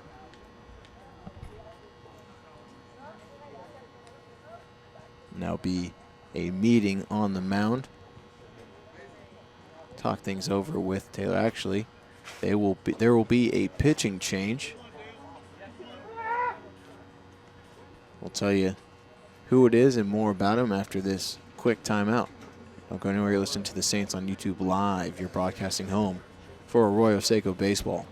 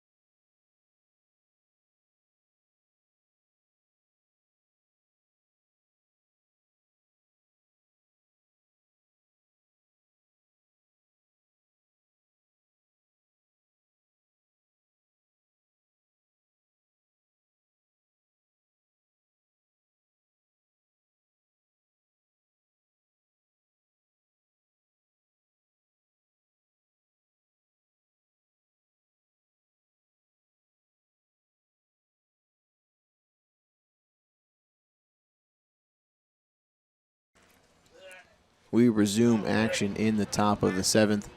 Again, a pitching change for the Saints. Zachary Griggs on to relieve Jeremy Taylor. Taylor could give up more runs if the runners on first and second come around to score. He is responsible for those two, but at the moment his line sits at an inning and a third, 2 hits, 3 runs, all of them earned, 4 walks, and no strikeouts. And again, as you said, he is responsible for Trent Anderson out at second and Channy Ortiz at first. Ortiz, the tying run. Basil Williams Jr., the batter, he's the go-ahead run. First pitch misses. Wide for ball one. Griggs has made 3 appearances so far in the season. This will be his 4th. Has pitched 4 innings, 4 earned runs. That's a 9 ERA. Has struck out 6 batters, walked 4. Has also allowed 4 hits.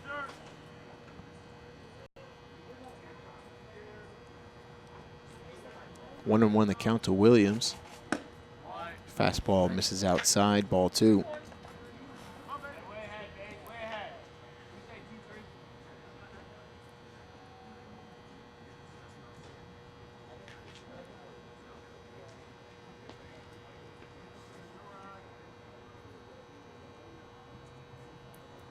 The 2-1 to Williams. Line drive up the middle. That'll drop in for a single. Anderson will round third and score easily standing up.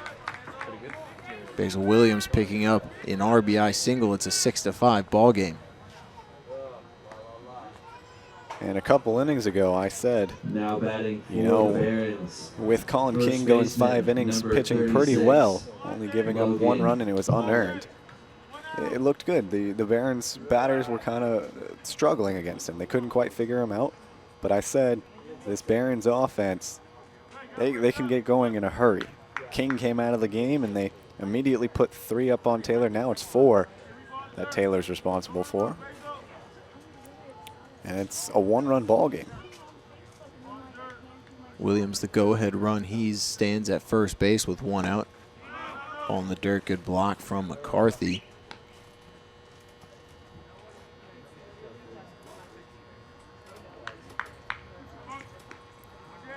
Pollock struggling at the plate so far today. He's 1 for 3. Grounded out to second in the first, singled in the 4th, and then flew out to right in the 6th. 2-0 the count now to Pollock. Pollock coming into this game 10th in the California Collegiate League in terms of batting average. Came into the game batting .353. 12 hits in 9 games. Ball in the dirt. 3-0 the count.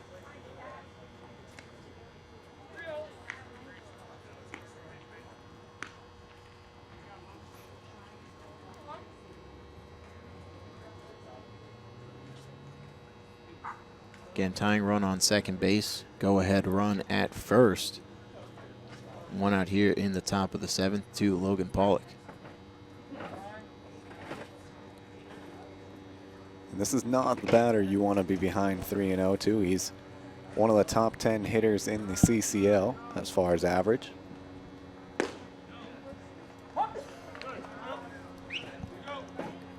Got the start at first base today, but we've seen him play designated hitter for the Barons.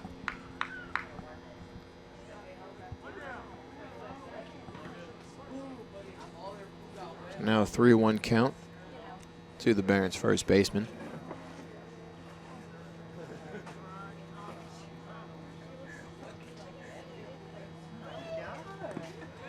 Big swing at the ball in the dirt, comes up empty. And Griggs has worked the count back full. 3-2 the count. Griggs completely fooled Pollock there. I mean, not often you see someone take a swing at a ball in the dirt with a 3-1 count, but Pollock must have thought that one was going to be good.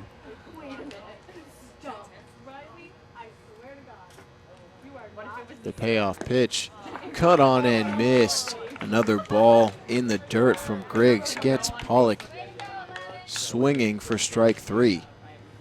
Now there's 2 down. Now batting So for a the potentially Barons. disastrous inning Catcher, number 34, for Zach Griggs and the Matthew Saints. Elizalde. Could be brought to an end with Matthew Elizalde as he comes to the plate.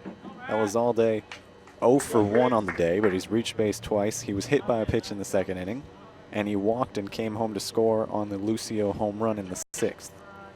He struck out in his only at bat, I should say. First pitch, curveball misses inside. He was hit by a pitch in his first at bat. He was also hit by a foul ball in the last inning. He was behind the plate. Bumps and bruises, it's part of the game. Even still, it's a rough one. 1-0 to Elizalde. Another breaking ball in the dirt. Gets him swinging. 1-1 the count. So the last 3 strikes that Griggs has gotten, 2 to Pollock and 1 to Elizalde, all have been swinging strikes on balls in the dirt. So 1-1 the count. Griggs not out of the woods yet. Tying run on second base. Though it's not his responsibility, it is credited to Taylor. Elizalde calls time before Griggs starts his delivery. So still 1-1.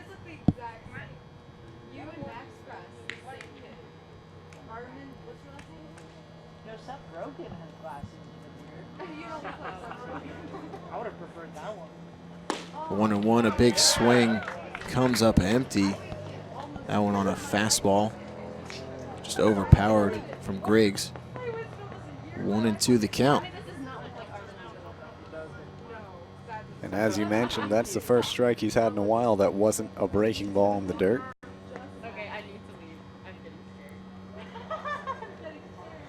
The 1-2 pitch, check swing on that one in the dirt, doesn't get him swinging. Evens up the count at 2. Deuces are wild, 2 on, 2 out, and a 2-2 count here in the top of the 7th. The tying run standing on second base, Channy Ortiz. Breaking ball cut on and miss for strike 3. And Griggs will get out of the jam. The Barons do pick up 1 run. It was on 2, in part of 2 walks and 1 hit. They'll leave 2 men stranded. And now to the bottom of the 7th. Saints lead 6-5.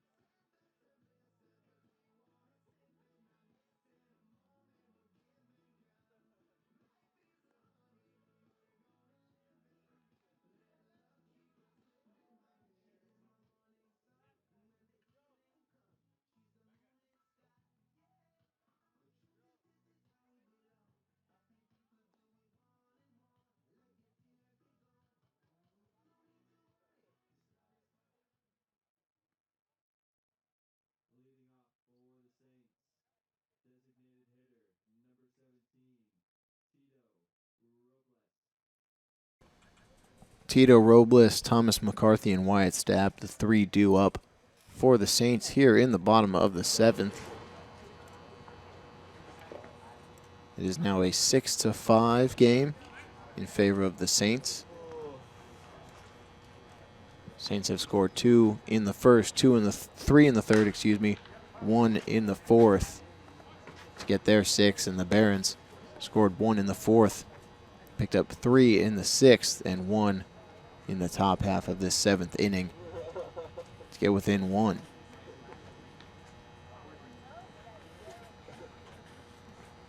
So after a first pitch foul to Tito Robles, Elizalde will go out to talk to the new pitcher, Larry Barabino III, comes on in relief for Saladino. And that, like you said, brings an end to the day for Stinson. Stinson went 3 innings pitched, 4 hits, 1 run it was earned, and 2 walks and a hit by pitch and 1 strikeout.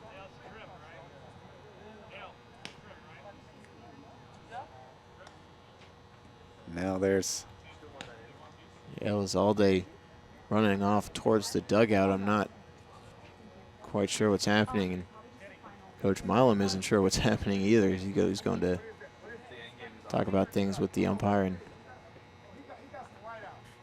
continue. From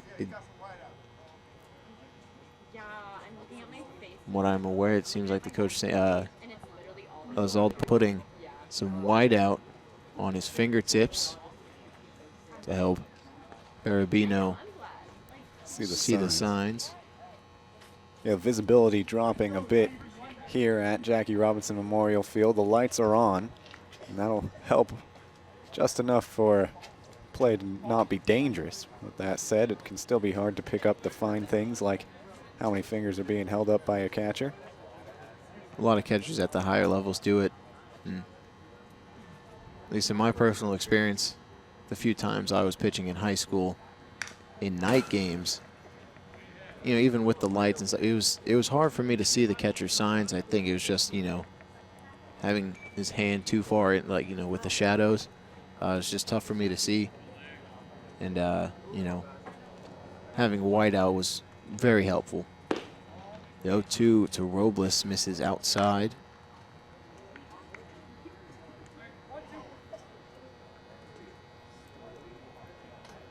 Robles 0 for 2 on the day, was hit by a pitch in the third. That's the only time he's reached base. Curveball misses high. Evens up the count at 2. Going back when just one night, our catcher we didn't have anything that he could put on his fingers for me to see the signs. So that ball is popped up to Pollock at first base. He calls off Anderson. And there's 1 out here in the 7th. So we didn't have anything that the catcher could put on his fingers for me to really see the signs better. And so I just told him, hey, he was just doing different hand signals behind the plate for me to be able to know which pitch he was calling. And it was just one of those interesting things that you kind of just had to adapt to. Yeah, sometimes you just have to live on the fly, especially as an athlete. You know, not all the time are things going to go perfectly. You got to be able to adjust, able to figure out the problem and adjust to it. And like we see right there, Elizalde goes and completely painted his fingers in whiteout. Usually you see just the nails done, but line smash into left field. That'll get down, cut off by Belton before it can get to the wall, and he gets that in quickly, and McCarthy pick up a line drive single, his first hit of the ball game. Well, we saw in his last at-bat, he made solid contact out there to right field. And I mentioned it looked like he started to figure out what was going on at the plate. Right there, he gets the pitch he liked, put solid contact on it, drops in left center, and now he's on board. So Wyatt Stapp now in, 1 for 3 this evening. Grounded out in his first at-bat and lined out in his second, and reached first on a bunt single in his last plate appearance. Ball in the dirt, blocked by Elizalde. That'll keep McCarthy at first base.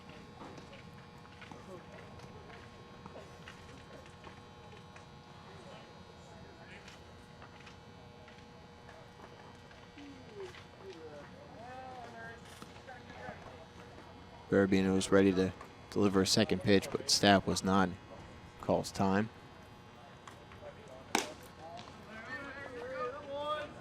1-0 misses high, 2-0 the count.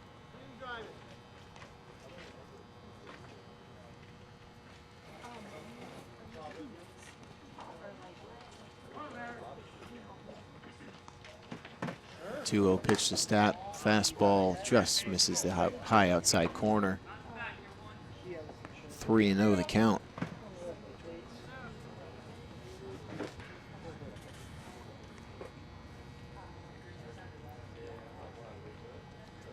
Short lead from McCarthy at first. The 3-0 misses wide and a 4-pitch walk to the Saints second baseman. So runners on first and second now for Christian Scott. Center fielder, number 12, Christian Scott. Scott has reached base in all 3 of his plate appearances, walked twice and singled, came around to score in the 4th inning.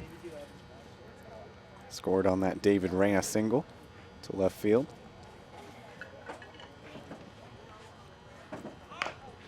Lays down a bunt. Berardino fields it, fires on to first.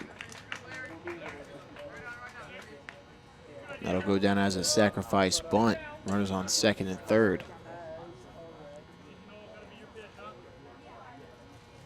Now batting for the Saints, left fielder, number 37, Nolan. That's a good fundamental Tressler. bunt right there from Scott. Laid it down perfectly, so the only option that Berardino had was to pick it up, turn around, and fire over to first base, barely getting Scott at first as well. And we don't see small ball a lot. We really haven't seen it from the Saints much this season. But we've seen 2 successful bunts from them this evening.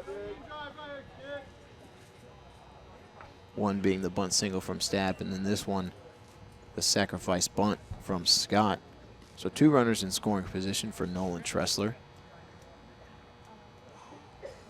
though there are 2 outs. The 0-1 curveball misses wide.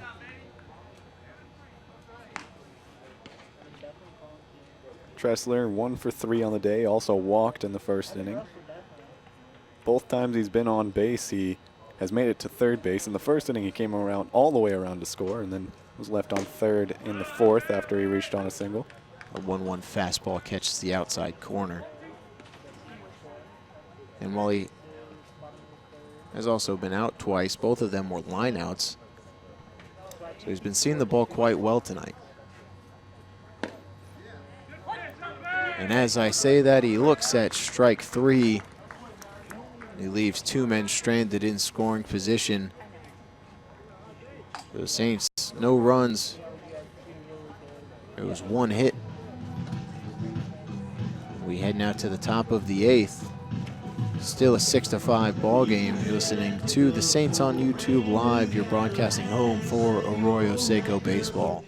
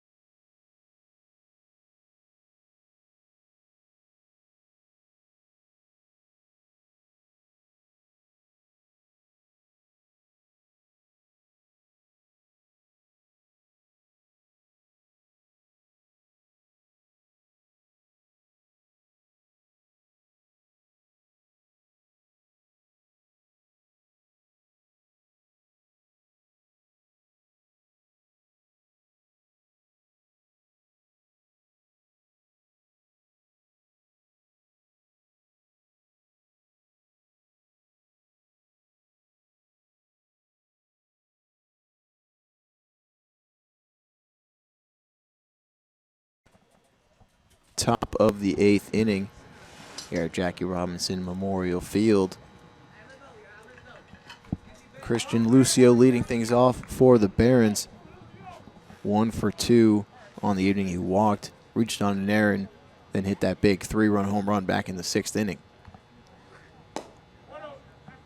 First pitch in from Griggs, misses low and outside, ball 1.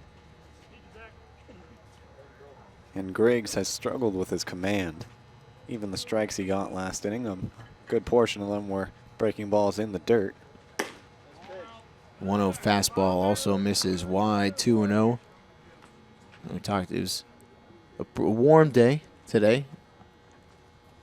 First pitch was around, temperature was around in the high 70s, now dropped to 67 degrees. 2-0 pitch. Breaking ball in the dirt gets Lucio swinging. Tried to check his swing, but he went around.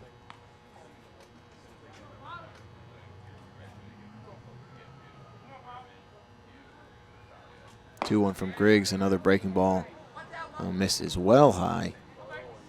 3-1 the count.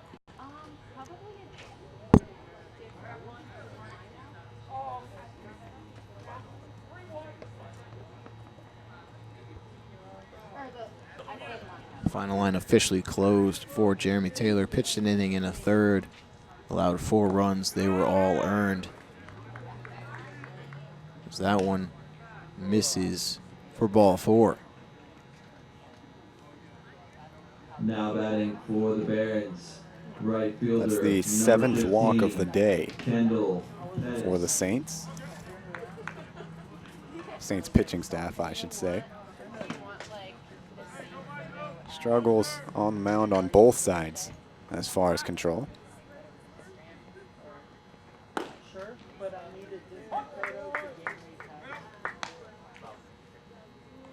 First one into Kendall Pettis is a called strike 1. 4 of those walks were credited to Jeremy Taylor.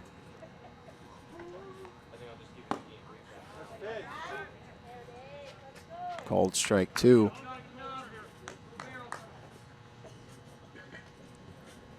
So far looking like a good bounce back at bat from Griggs after that walk.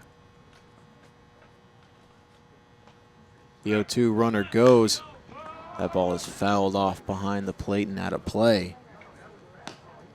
Lucio had a fantastic jump. Went, honestly, maybe a little bit before Griggs picked up his leg to deliver to the plate. But with 2 strikes on Pettis, had to swing to protect his own at-bat. 0-2 runner starts to go.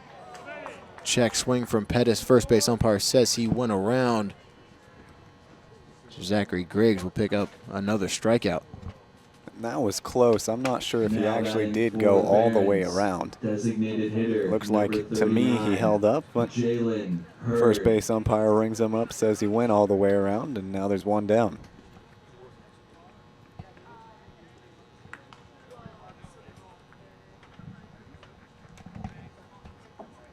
So Jalen Hurd in for his 4th plate appearance. Has grounded out in all 3 of his previous at-bats.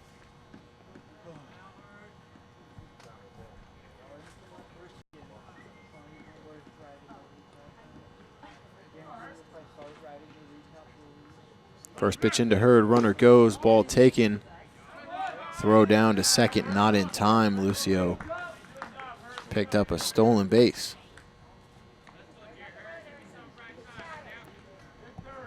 Tough task for McCarthy behind the plate. This team can run. The Barons have a whole lot of speed, and when they get on the base pass, they're able to get an extra bag or 2 consistently. Ball in the dirt, good block from McCarthy, keeps Lucio at second.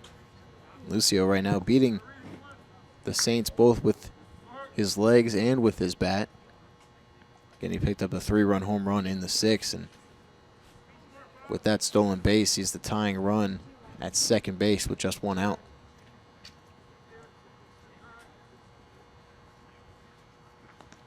That one gets behind Thomas McCarthy. Griggs buried that fastball, so tying run is now 90 feet away. And with a 3-0 count, I can imagine that Griggs is going to just try and not necessarily pitch around him or give him the base, but not throw something necessarily in Hurd's wheelhouse here, because there are 2 free bags and that tying run 90 feet away. Ball in the dirt, gets away from McCarthy. And Lucio will cross the plate as the tying run. It's a 6-6 ball game.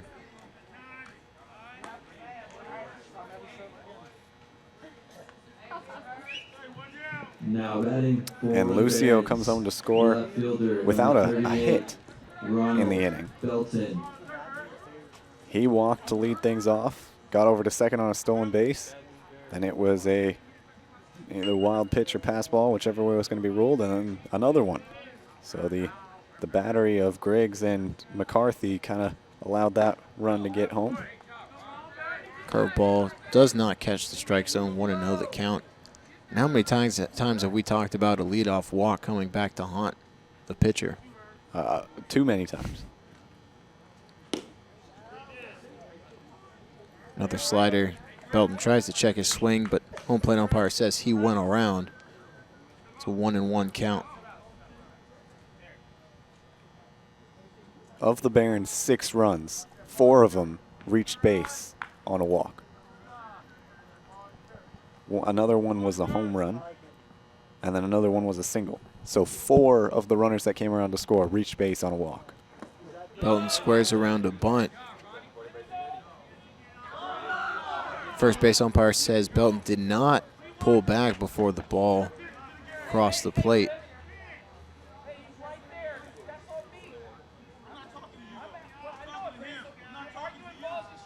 Third base umpire arguing with the first base umpire about that. Home plate umpire saying, hey, don't be arguing balls and strikes. And Barron's manager coming out to stop his third base coach from getting any farther, does not want him to get tossed.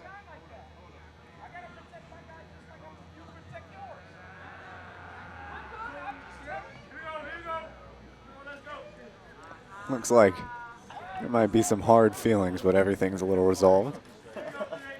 Home plate umpire is giving a bit of leeway to the third base coach. You usually, once you start trying to argue balls and strikes, umpire immediately tosses you. So that's what the umpire was arguing about, saying that third base coach was talking balls and strikes. And good composure by the home plate umpire not to just immediately toss him. I thought that was the eventual route that was going to go down. Didn't look like things were going to be able to cool down at the moment. A good job from the Barons manager to run out and make sure he calmed things down with his own coach. So it's a full count now to Belton.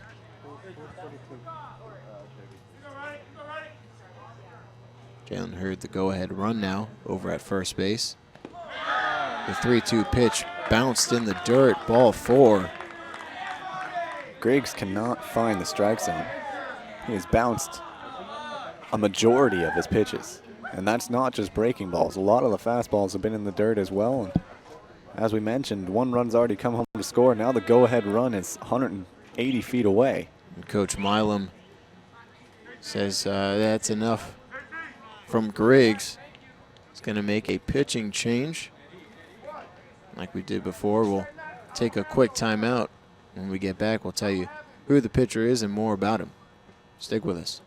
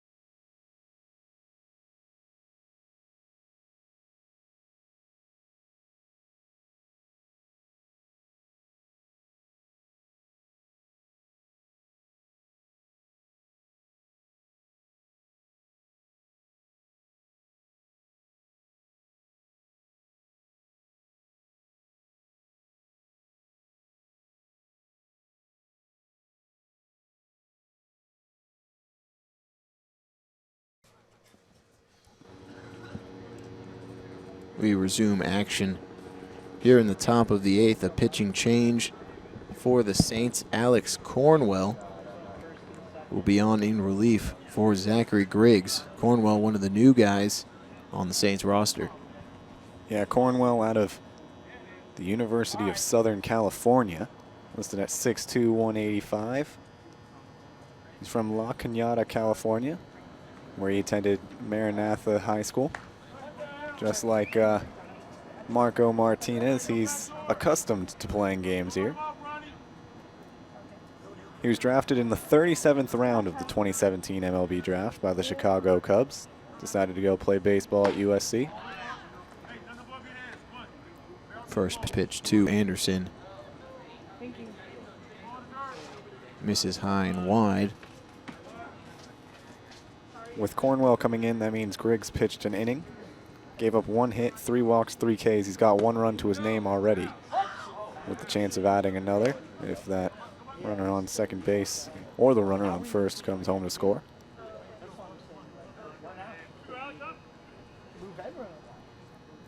You mentioned out of high school, drafted in the 37th round. See that a lot sometimes. Teams will just take a chance on drafting a high school arm well late in the draft and hoping, you know, maybe they'll give pro baseball a chance. But I feel like a lot of times those players end up just going on to college instead. That's exactly what Cornwell did. He's pitching at USC. His father actually played baseball at UCLA. So an interesting little rivalry there. Bit of in-house rivalry. He was a 2017 Rawlings Perfect Game honorable mention. And Perfect Game clocked his fastball in 2017 at 86 miles an hour, so he's had 2 years to add on to that speed.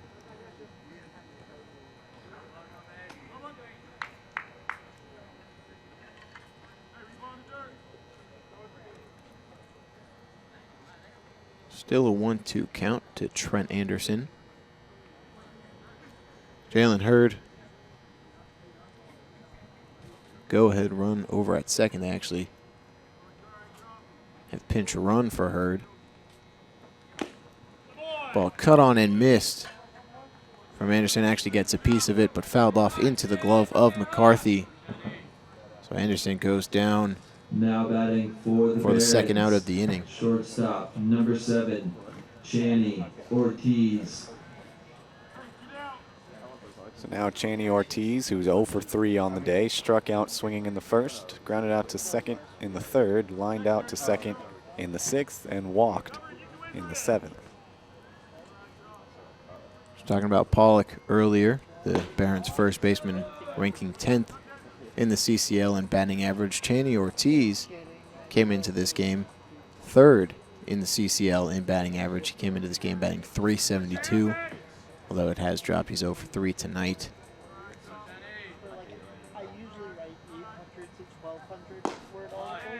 The 1-0 fastball misses high and wide, 2-0 to the Barons shortstop.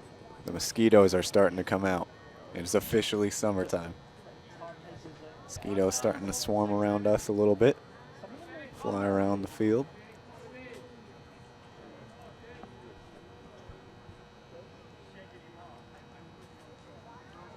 Cornwell long look in to get his sign. Delivers the 2-0. Fastball just misses the outside corner. 3-0. And you do have an empty bag over there at third base, but I imagine the last thing you want to do if you're Cornwell is walk this batter here, despite the fact it's a 3-0 count. The 3-0 fastball catches the strike zone. 3-1 the count, a bit high. The Barons dugout not too happy with the call.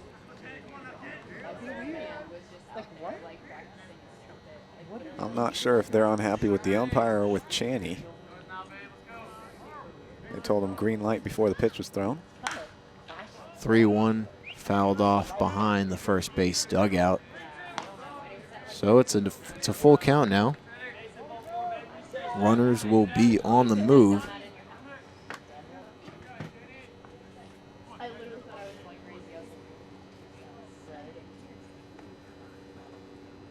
with the runners on the move. A ball through the infield should all but guarantee a run scored, or a run scoring. The pitch, fastball, just misses the inside corner. And Ortiz will head down to first as he draws the walk. So bases loaded for Basil Williams Jr. Basil Williams Jr. 2 for 3 on the evening, but has reached base 3 times, 2 singles and a walk.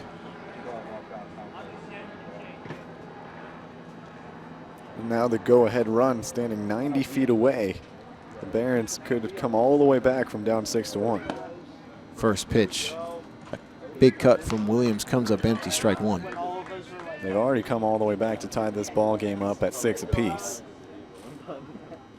And the relief effort after Colin King's 5 innings for the Saints has been a little sloppy. Ball's grounded to shortstop, fielded by Reyna, makes the throw on to first in time. So Cornwell able to tightrope out of danger. But the Barons do pick up 1 run. They tie the ball game. So we'll head to the bottom of the 8th. It's a 6-6 ball game. You're listening to the Saints on YouTube Live. We're broadcasting home for Arroyo Seco baseball.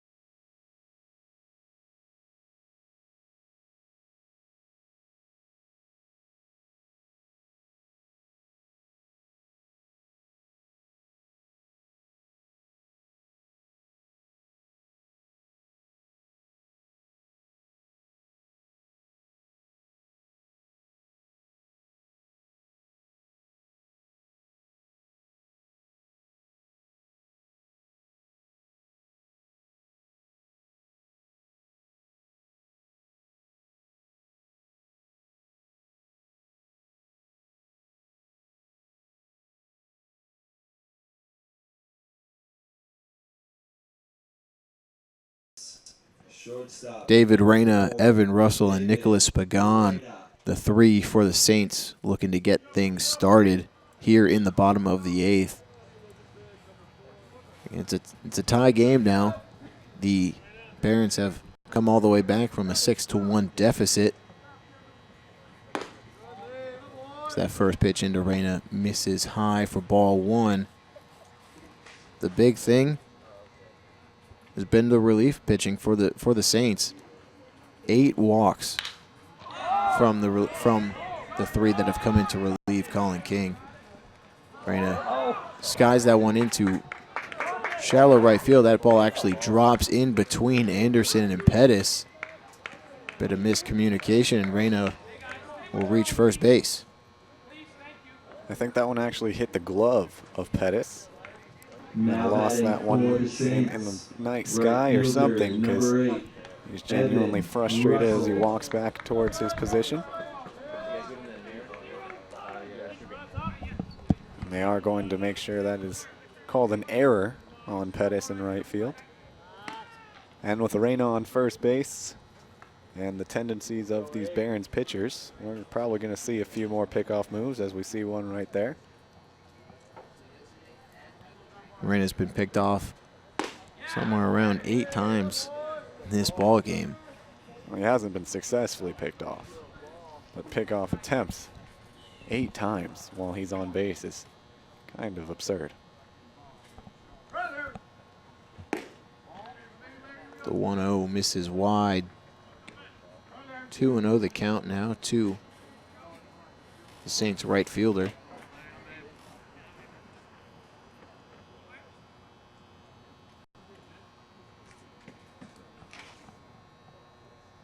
The 2-0 pitch. Fastball misses high and wide. 3-0 the count.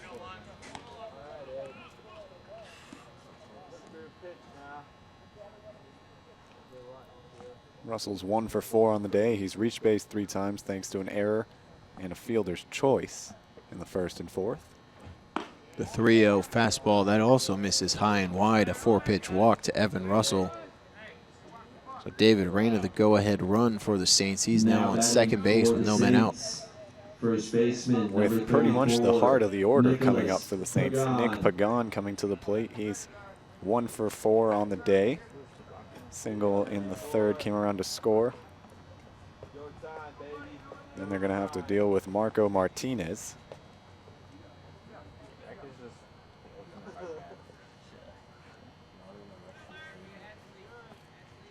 Pagan squares around a bunt, but he'll pull back as that ball misses low. We've seen a whole lot more small ball from the Saints tonight than we've seen all season long. This is a team that usually resorts to making sure they get big knocks to drive in runs. Now we're seeing a lot of bunts, 2 successful already. Pagan squares around early again. He'll lay that one down to the third base side. Barabino will throw on to first, and Pagan will be retired on the sacrifice bunt. Now batting But he does for his the job. Saints. Moves Reyna Third over there to baseman, third number base. 6, Go ahead Marco run 90 feet Martinez. away with 1 down and Marco Martinez. Not often do you see your big power hitting first baseman drop down a sacrifice bunt, and a really good bunt at that. It was down the third base line.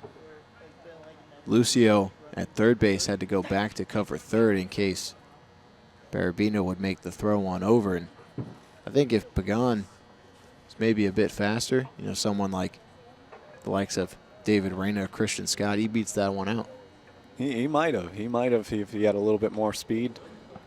What Pagan got a little lucky with there is it was a hard bunt, a hard chopper down the third base line. And if that's not David Reyna, or like you mentioned, a speedster like David Reyna, Christian Scott, Nolan Tressler, that probably isn't out at third base. Regardless, the speed was on the bases. Pagan does his job, lays down a bunt good enough to get the job done. And 2 men in scoring position, tie ball game in the bottom of the 8th. The go-ahead run is David Reyna over at third base.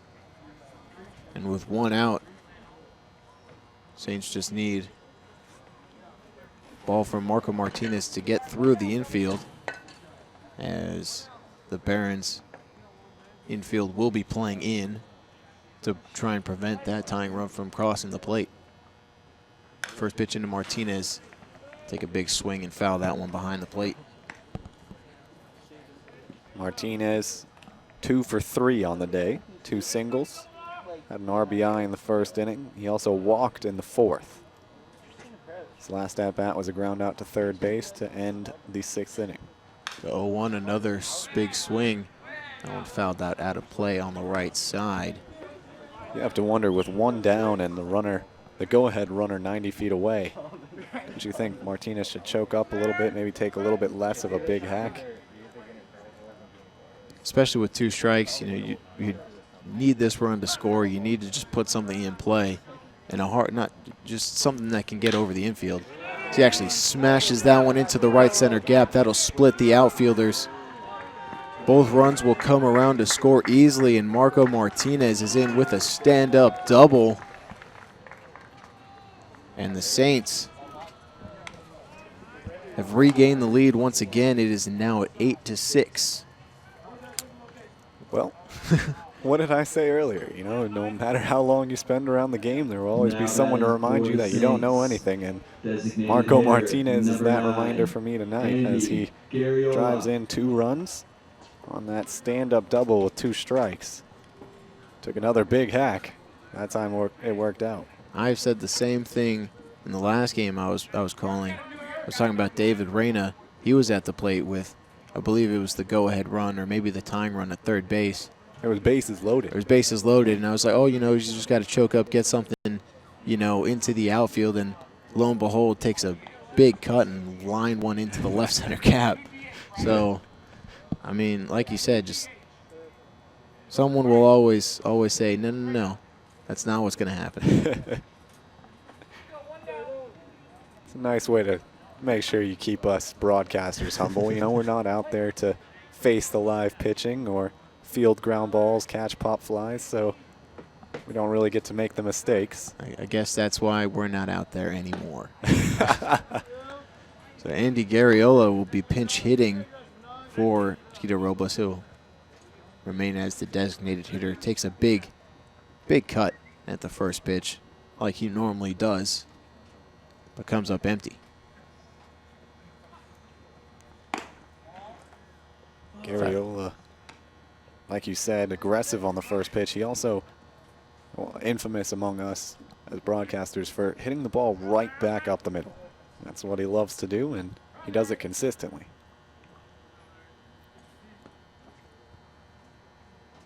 The 1-1 pitch to Garriola. Curveball low and in the dirt. Garriola did a good job of recognizing that pitch and holding up on his swing.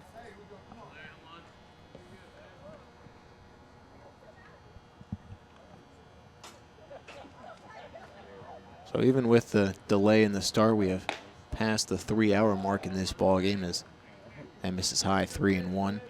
3 hours and 5 minutes so far in this ball game.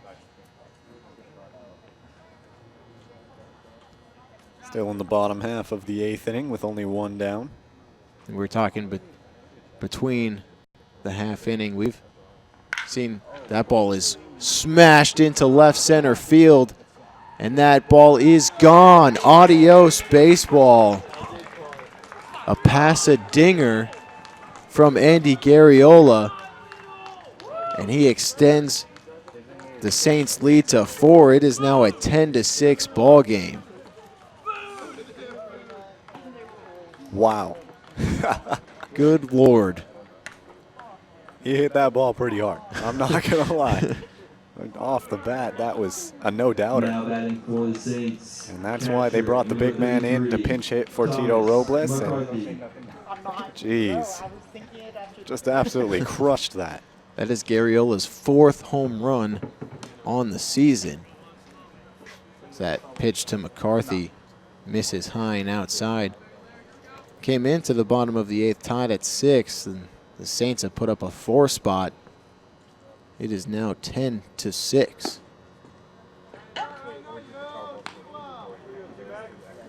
Andy Garriola with that home run now takes sole possession of the home run lead in the California Collegiate League. Big swing from McCarthy. He comes up empty. 1-2 the count. The Saints have 2 of the top 3 home run leaders.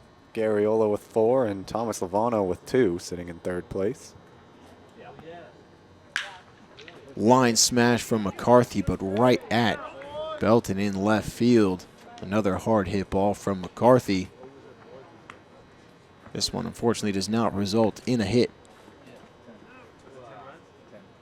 So 2 outs now here in the bottom of the 8th. Saints, second baseman, number 14, Wyatt Stapp. And just going back to that Garriola home run, it's almost amazing to watch. You know, we were watching him take batting practice before the game, and he was a little frustrated with how things went. He just snapped the bat right over his knee. Without any hesitation, without any struggle, just made it look like it was a small little branch he took off a tree. And I don't believe that's the first time he's done so. That is not. He did it another time before a game, and I asked him what the bat did to him, and he said the bat snapped on me, so I snapped it back. The guy is a very well-built and strong baseball player, and the work in the weight room is definitely noticeable now. Now his home run, I believe it was last night. That ball is skied into shallow center field. That'll actually drop in for a base hit step. gets his second single of the afternoon. Now batting for the Saints, center fielder, number 12. So as I was saying, I believe it was the Scott. ball game last night where he hit a home run. Reached some of the Twitter world as it was one of those bat flips. He was holding on to it. Pretty much didn't flip it until he was at first base. That one from last night was quite the shot. Well, not only does he have the power and the ability to play the game, but he's got the style to go with it. You know, he likes to make sure everyone else knows what he just did, and when you're hitting home runs like that, it's hard not to notice. He definitely plays the game with a lot of swagger.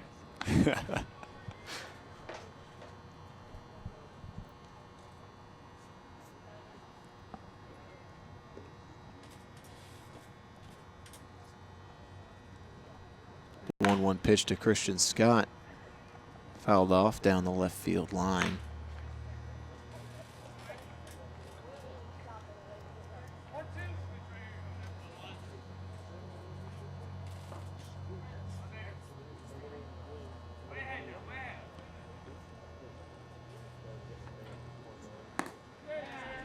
Check swing from Christian Scott, but he goes around. He'll go down swinging for the final out of the inning.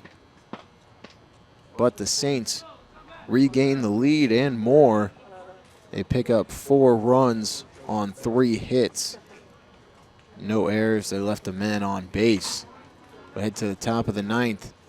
Saints lead 10-6.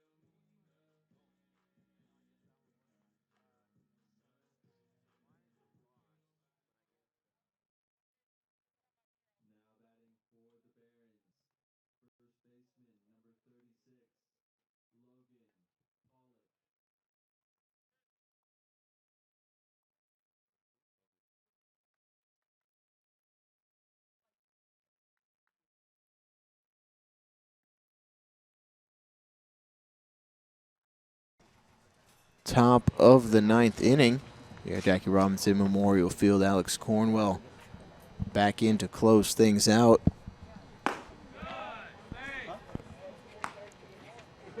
First pitch into Logan Pollock misses high and outside.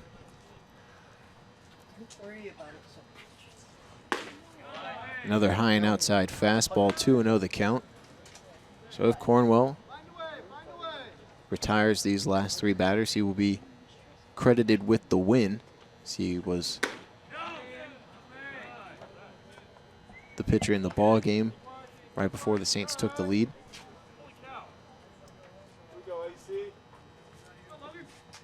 3-0 count to Logan Pollock. That fastball will catch the zone, 3-1.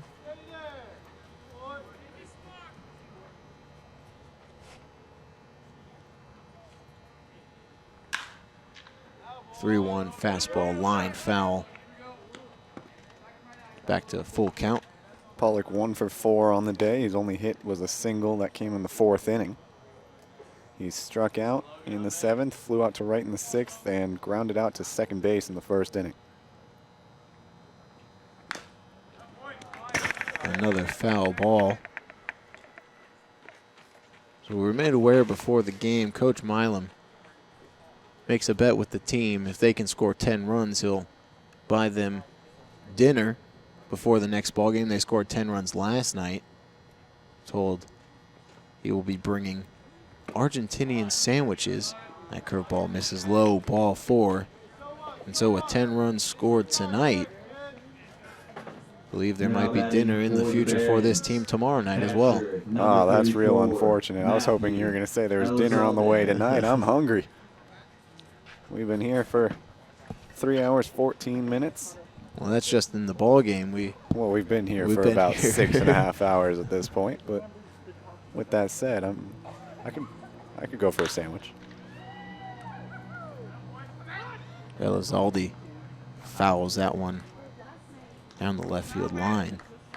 You know, even though it's a topic that everyone loves to talk about, it makes it really easy. You know, it gets the guys that we bring on to interview into a much more comfortable zone. Every time we talk about food, it makes me hungrier. I mean, how can it not? Big swing from Elizalde, and he comes up empty. 0-2 the count. Now, still got to go back to that interview with Thomas McCarthy, talking about that burger from Original Joe's up in San Francisco. That got me. Swing and a miss.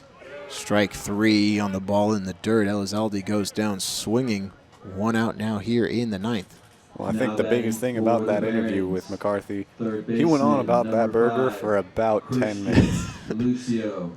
And my mouth watered a couple times as he described it, and oh man, it can be tough. It can be tough not eating for as long as we do.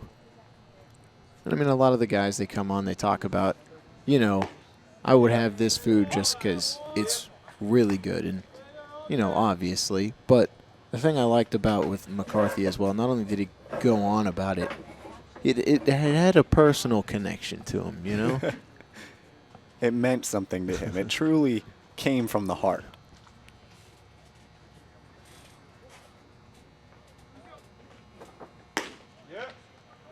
A 1 fastball called strike 2.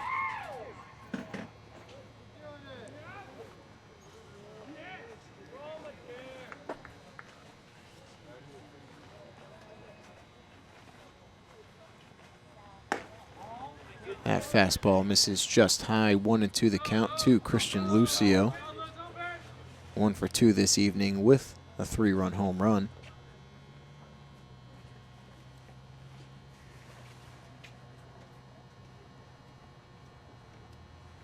The 1-2 pitch, curveball fought off, fouled out of play behind the third base dugout.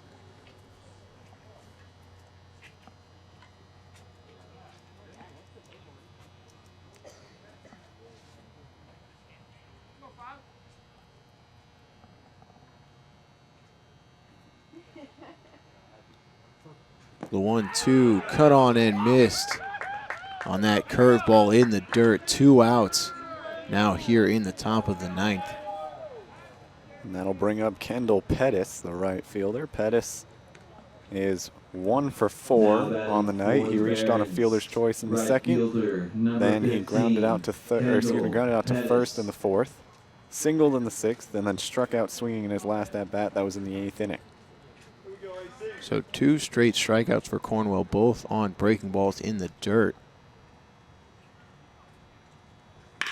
First pitch fastball, that is a hard hit ground ball. That'll get up the middle for a 2-out single, first and second now for the Barons. And once again, you know, obviously, if you're Cornwell, you'd rather not allow a run to score.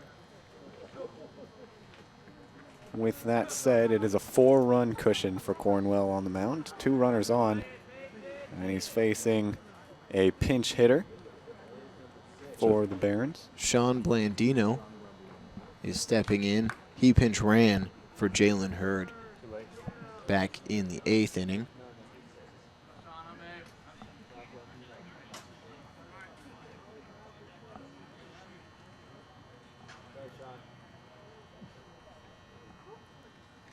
First pitch in to the lefty, misses low.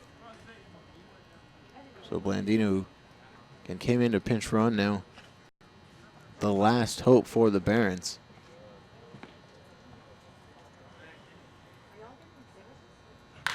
1-0 line foul almost takes the head off of the Barons' third base coach.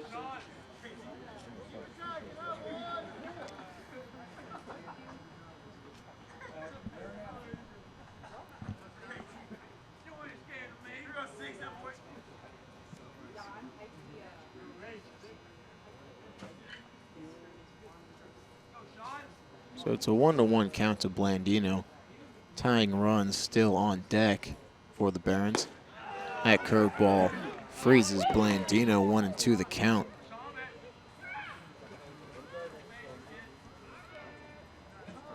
Blandino's listed at 5'9", 185.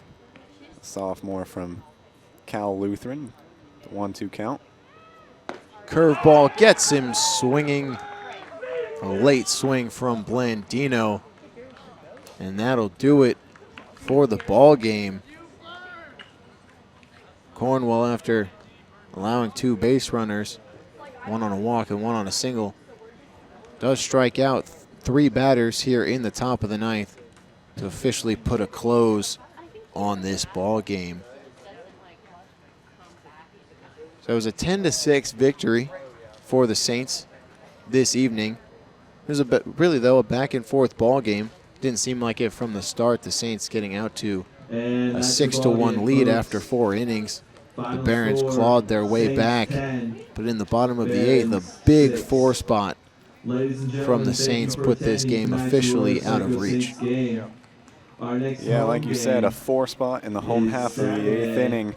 After it looked like the Saints were going to choke away the lead, they in fact did choke away their 6-1 lead. It became 6-6, but you know, the life in the dugout didn't die out. They came back and they come away with the victory now. So they moved to 9-8 in the California Collegiate League, 10-8 overall.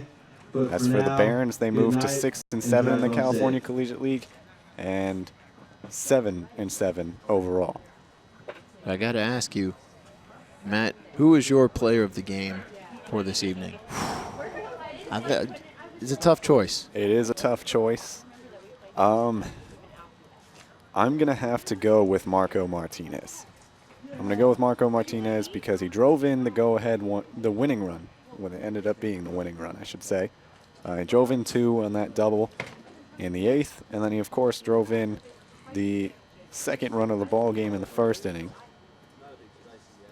I believe his final line was 3 for 4 with a walk as well, so Marco Martinez is going to be my player of the game. 3 for 4 with 3 RBIs. Also, like you said, scored. He did score 1 time in this ball game. But also, you know, honorable mention, of course, to Colin King. Went 5 innings. I was about to say shutout baseball. He did allow 1 run. It was unearned. There was an error in those 5 innings. Struck out 4. Only allowed 3 hits and walked 1 batter. A really good performance from Colin King, and you know, a little bit of bumps in the bullpen with Jeremy Taylor and Zachary Griggs, but a good job from Cornwell to come in and officially shut the door. Yeah, Cornwell coming in, finishing the game off strong. 1 2/3 innings pitched, 1 hit, no runs, 2 walks, and 4 Ks to finish the game off for the Saints. He also is going to be credited with the win because he came in right before the offensive explosion in the bottom half of the 8th inning. So again, a 10-6 victory for your Arroyo Seco Saints. Final line, the Barons 6 runs on 7 hits. They left 11 men on base. And the Saints 10 runs on 13 hits. They also left 11 men on base. And with the victory, you said they move on to 9-8 in official league action, 10-8 overall on the season. They play tomorrow night. I believe it's here at 6:05. That's first pitch. I'd like to thank everyone who listened to this broadcast, and I would also like to thank everyone who made this broadcast possible. For Matt Berner, I'm Mitchell Lefebvre. Good night, everyone.